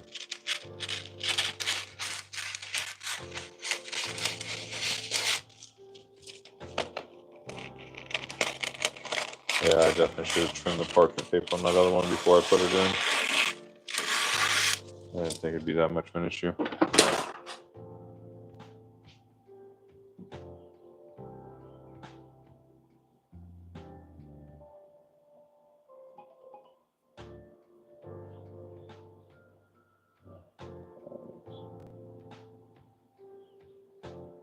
It'll be okay. There we go. So, let's see. Let's get you guys a full view here.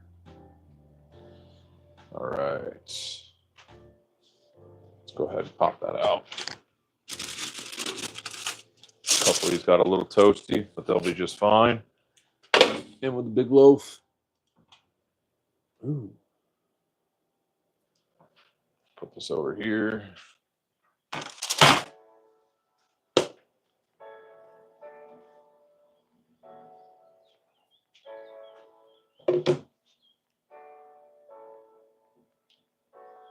There we go.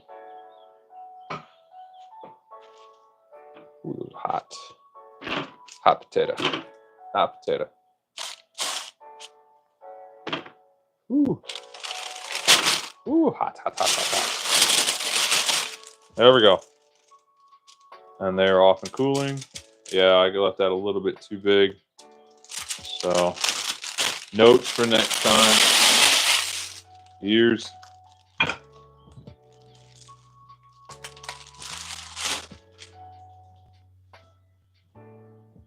Now let's remember, do not grab the hot pan with bare hands. Ask me how I know. Put this over here on the side, and we'll just wait for this other loaf to cook.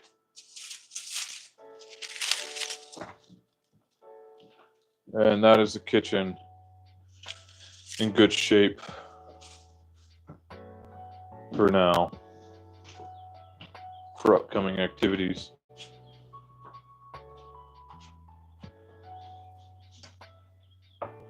So there we go. There's my first attempt at rolls in a while. That actually came out a decent size. Man-sized hamburger buns right there. You know, that's a wife and kid size, those two. But yeah, that's good man size right there. Good palm size. All right. Just chilling. Just chilling. We gotta wait for that other loaf to bake. You know what? While we're doing that, let's clean up these dishes. What do you guys say?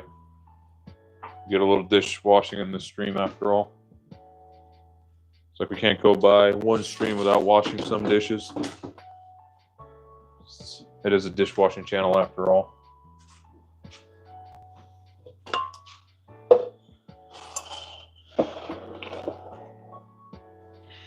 Okay. Pop you guys over here. Check our battery level. Battery level is good. Framing.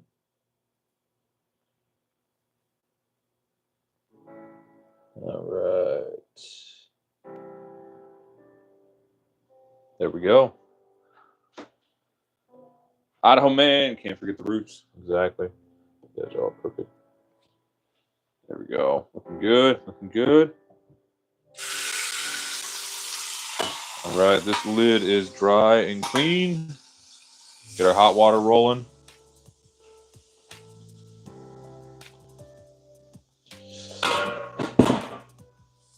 All right.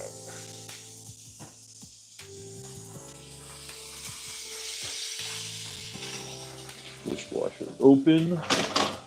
Or as the Asians call it, expensive drying rack.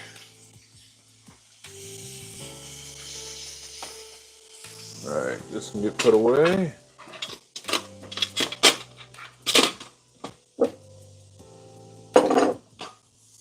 Get our double boiler, or not double boiler, but the steamer broken down.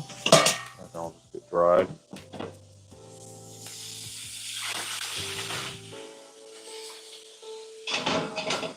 There we go. Get our hot water ready. Dry our hands. I think it's bitch mittens for this session, boys. Bitch mittens indeed.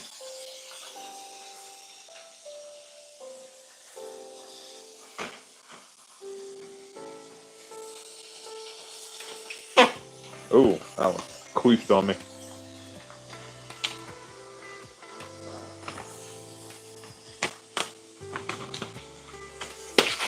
All right.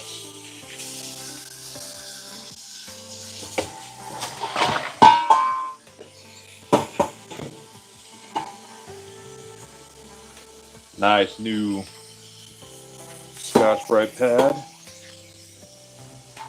Not scrub too vigorously. Turn our water down now. It's nice and hot.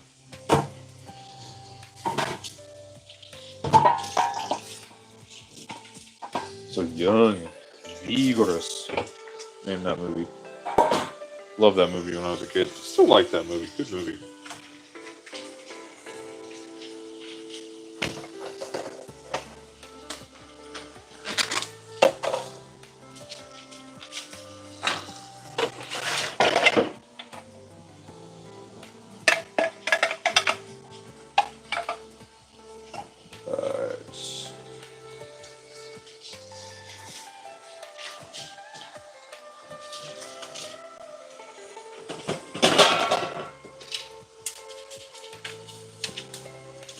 Actress by the name of Catherine mentioned that line. Come on, does nobody know it?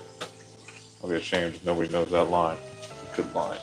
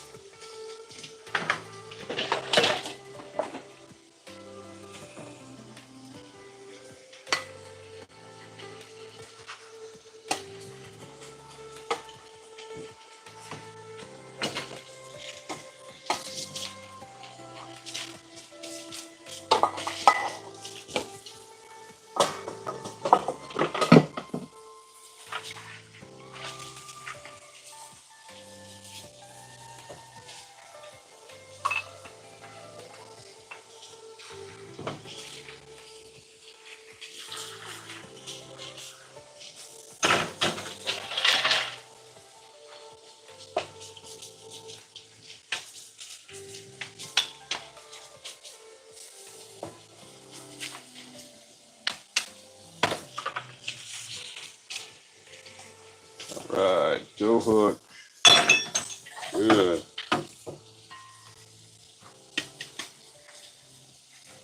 Hey guys, what's up, Wes? How are we? Just coming to the end of things. Got the last batch of bread in the oven. Didn't let it through too long, so it might be a little bit smaller than normal, but we'll be all right. Got a few bread roll, pizza bun size out of it, so no complaints. Maybe do another batch tomorrow.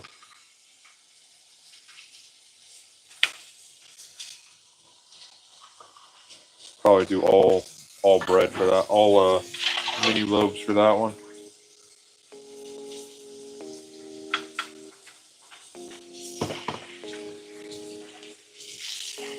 How's your day going, Wes?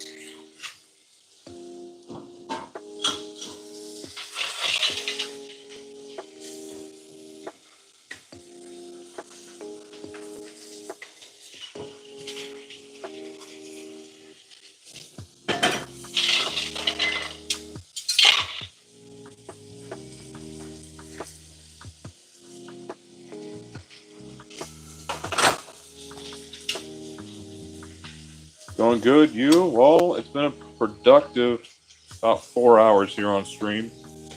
Can't complain. I wasn't quite feeling getting a whole lot done, and I figured, well, I might as well put you guys on to entertain me, so that way I can get some stuff done. Find that I'm quite productive with you guys all here watching and judging. So it's been going pretty well. Got bread made, got our mineral powder made, got our morning drink made, bone broth water bath can, and then touching up on dishes in the kitchen. Making sure things are going to be all set here for the wife. She can take over for a few days. Probably going to spend tomorrow shopping. And yeah, setting things up.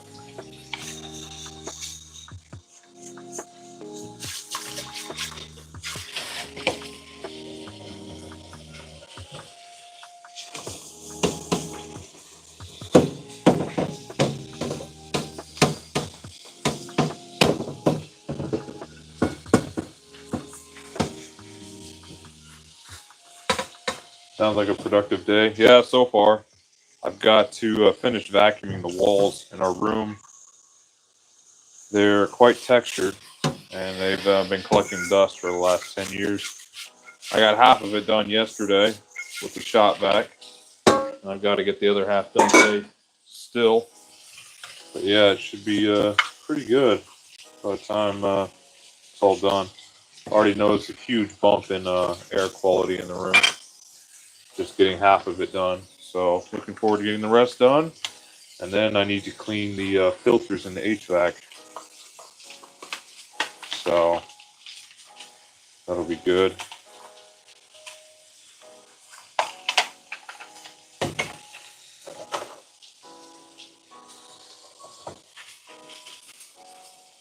Actually, it's downstairs one I might shut off tonight so I can wash it and then put the filter back in the morning.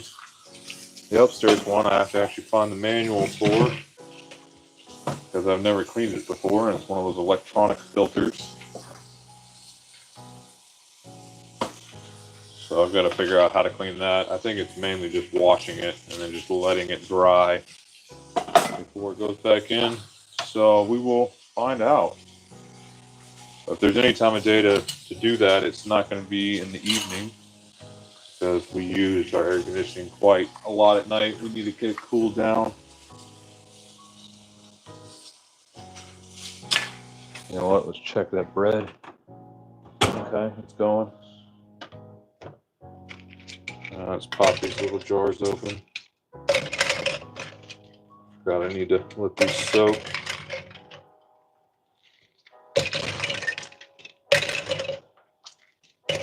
Ooh, smell the 5-hour energy in there.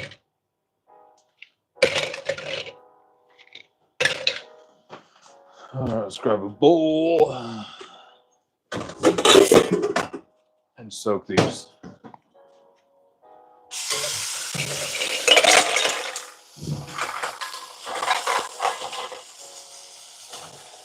Get a whole lot of soap down in there.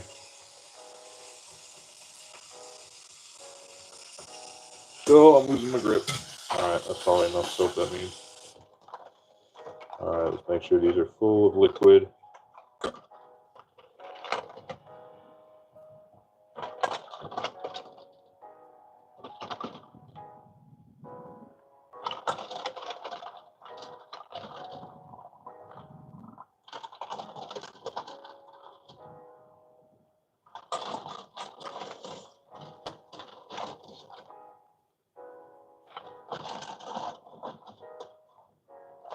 Okay, we'll let those soak a minute.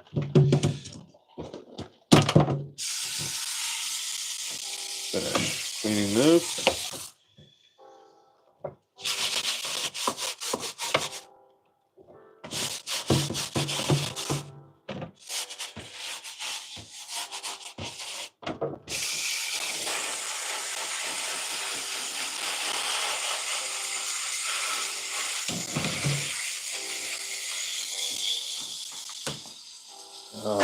Must be getting hot out there. Yeah, outside it was warm. It was hotter yesterday. You know, we had that freak storm come through, and so far today's been nice. It's been fairly mild for both temperature and humidity.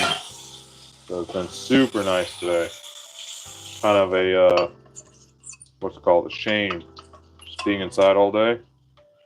But you know what? Needed to get done. I think actually I need to get out and finish. I need to mow the lawn again. So that means getting that rope out from under the deck of the mower. Caught up in the spindles. Might as well sharpen the blades and re-grease it while I have it off. So that might be another fun one to stream.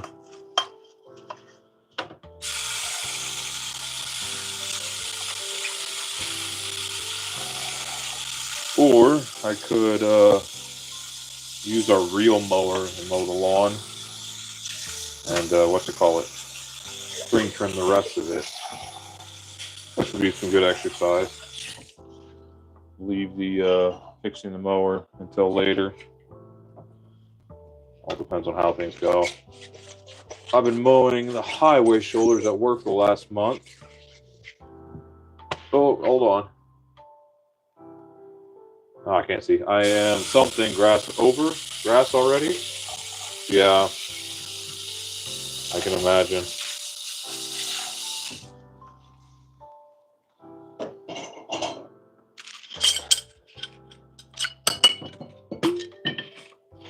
Here, I just mowed it less than a week ago, and it needs to get mowed already. I didn't even get a chance to finish because, the mower deck found a rope, sucked it up in there, and just yanked it to a halt. But, I got most of it done. So I need to get out there with a string trimmer and finish everything.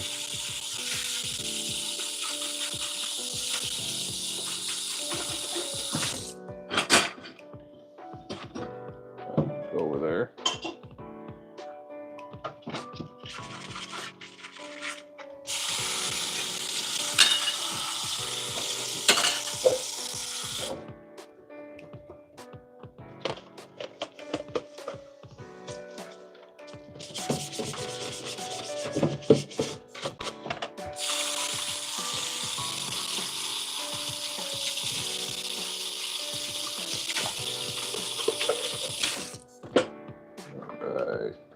Check on the grid.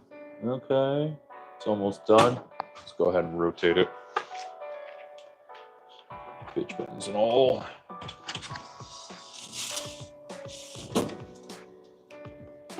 All right. Save that butter off to the side.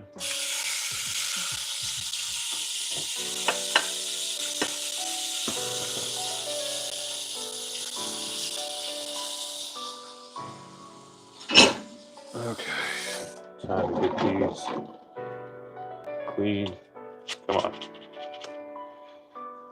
Mr. Buddy, do you timber me? Shiver me timbers. Yeah, I remember you there, Mr. Buddy. What's going on, man? How are you?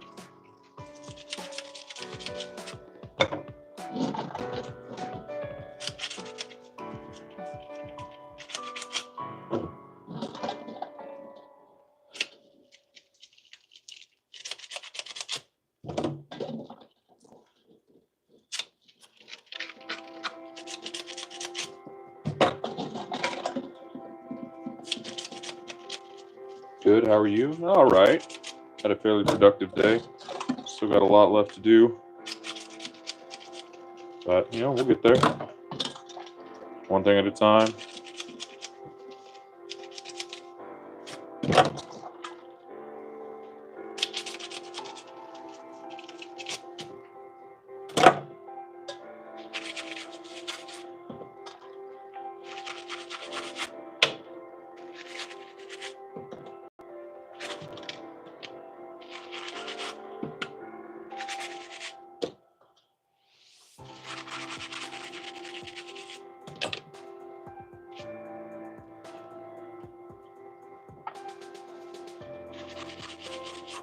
Wins? Exactly.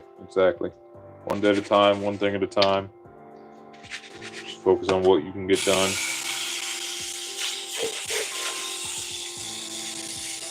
And if you can get things, your situation just a little bit better every day, then you've done it. You've made it.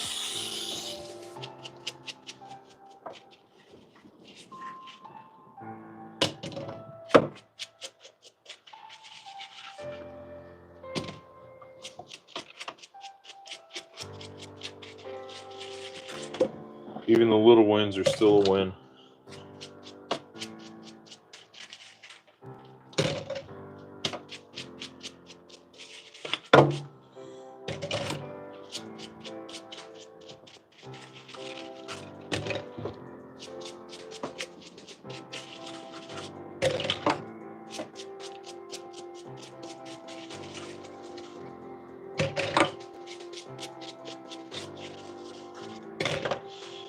All right. Go ahead and flush these out.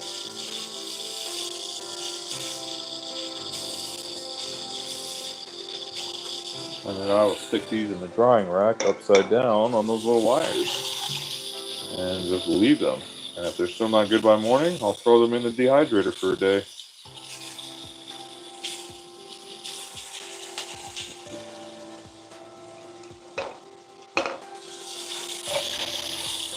I hope you have a good rest of your day. Thanks, man. I appreciate it. You too. That's all that we can do. Try to get through one day at a time. And even if the day isn't a massive success, making it through the day and reaching the end of the day in one piece and with sound mind, that's still a win in its own right. So I've had plenty of days like that too. Man, I know it. Sometimes it's hard just getting there.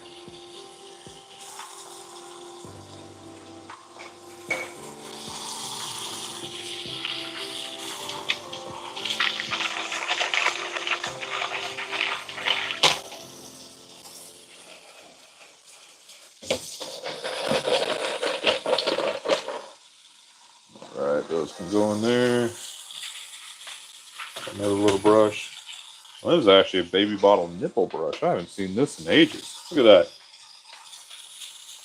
Seeing the nipple on bottles. Okay.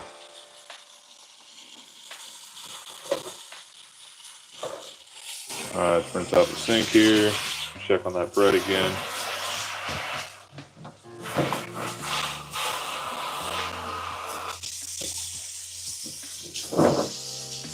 Alright, bitch mittens are done with, it looks like. I don't see anything else that need to get cleaned. Wipe things down real quick.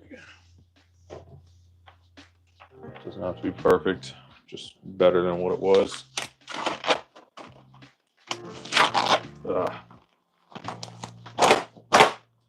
All right, get all the fingers out here. Hang these to dry.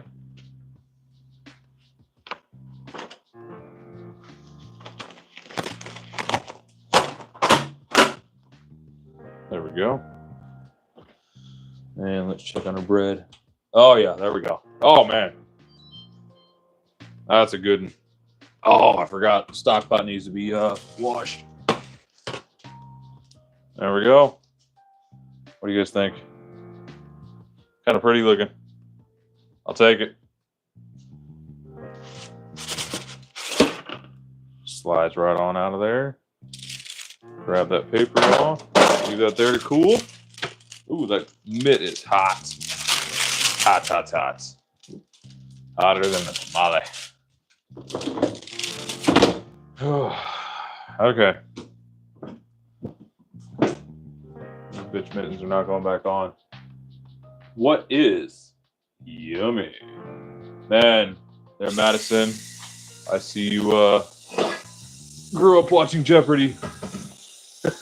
Looks delicious. Yes, Will. We had a little bit of fugasse earlier. Fugasse-ish. And it came out great. So, the fugasse traditionally is a unproven bit of dough that is baked as is. But mine was, kind of there. The wife approved of it.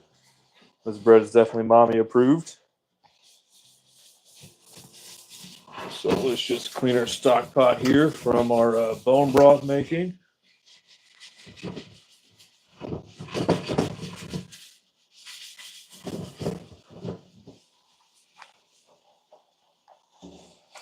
All right, let's rinse it out and give it a whirl. But hey, Madison, welcome. Don't quite remember seeing your name here before. Then again, that doesn't say much. My memory is terrible. But yeah, glad you're here.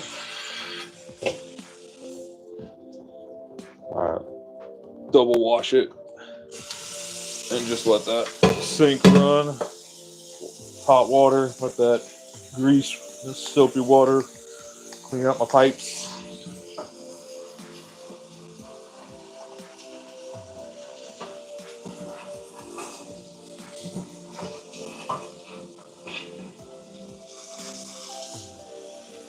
Alright, let's clean the outside. Nothing like these Scotch-Brite pads. Really clean well.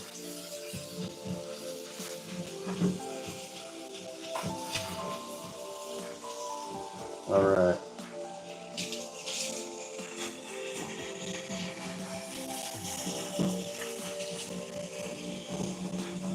There we go. There's our money shot. Alright. Now the inside, and then we'll get the bottom.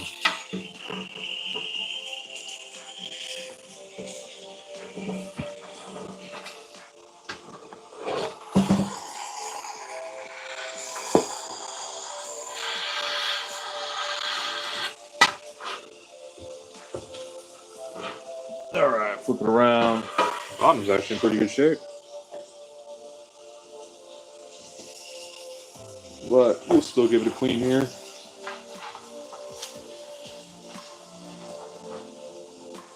Get our rim.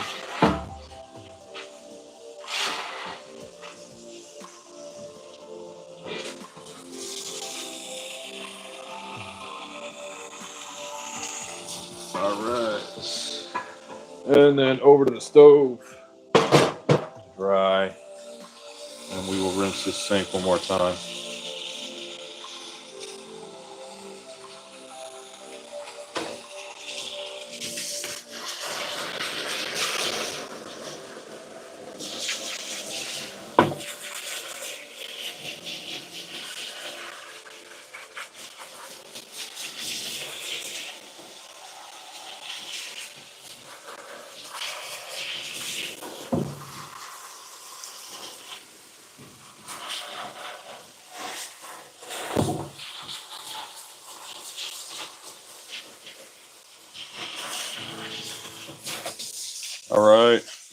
that's it.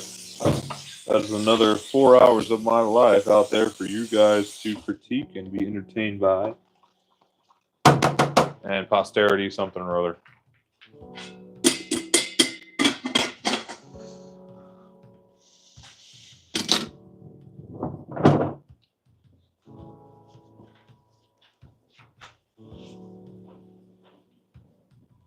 All right, let's take a look.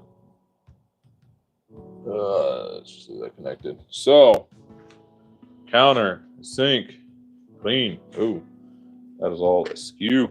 Can't have that. Dishes, done. Dishes, done. Countertop clear. Stock pots, cleaned. Bone broth, canned. Bread, done. Loaf. Burger rolls, done. So we got our morning drink. Morning drink with energy and minerals. See what we got here. Got our mineral powder all done. Tinctures done. Kill it, man. Have a good afternoon. Thanks, Wes. You too. All right, ladies and gents, I'm out.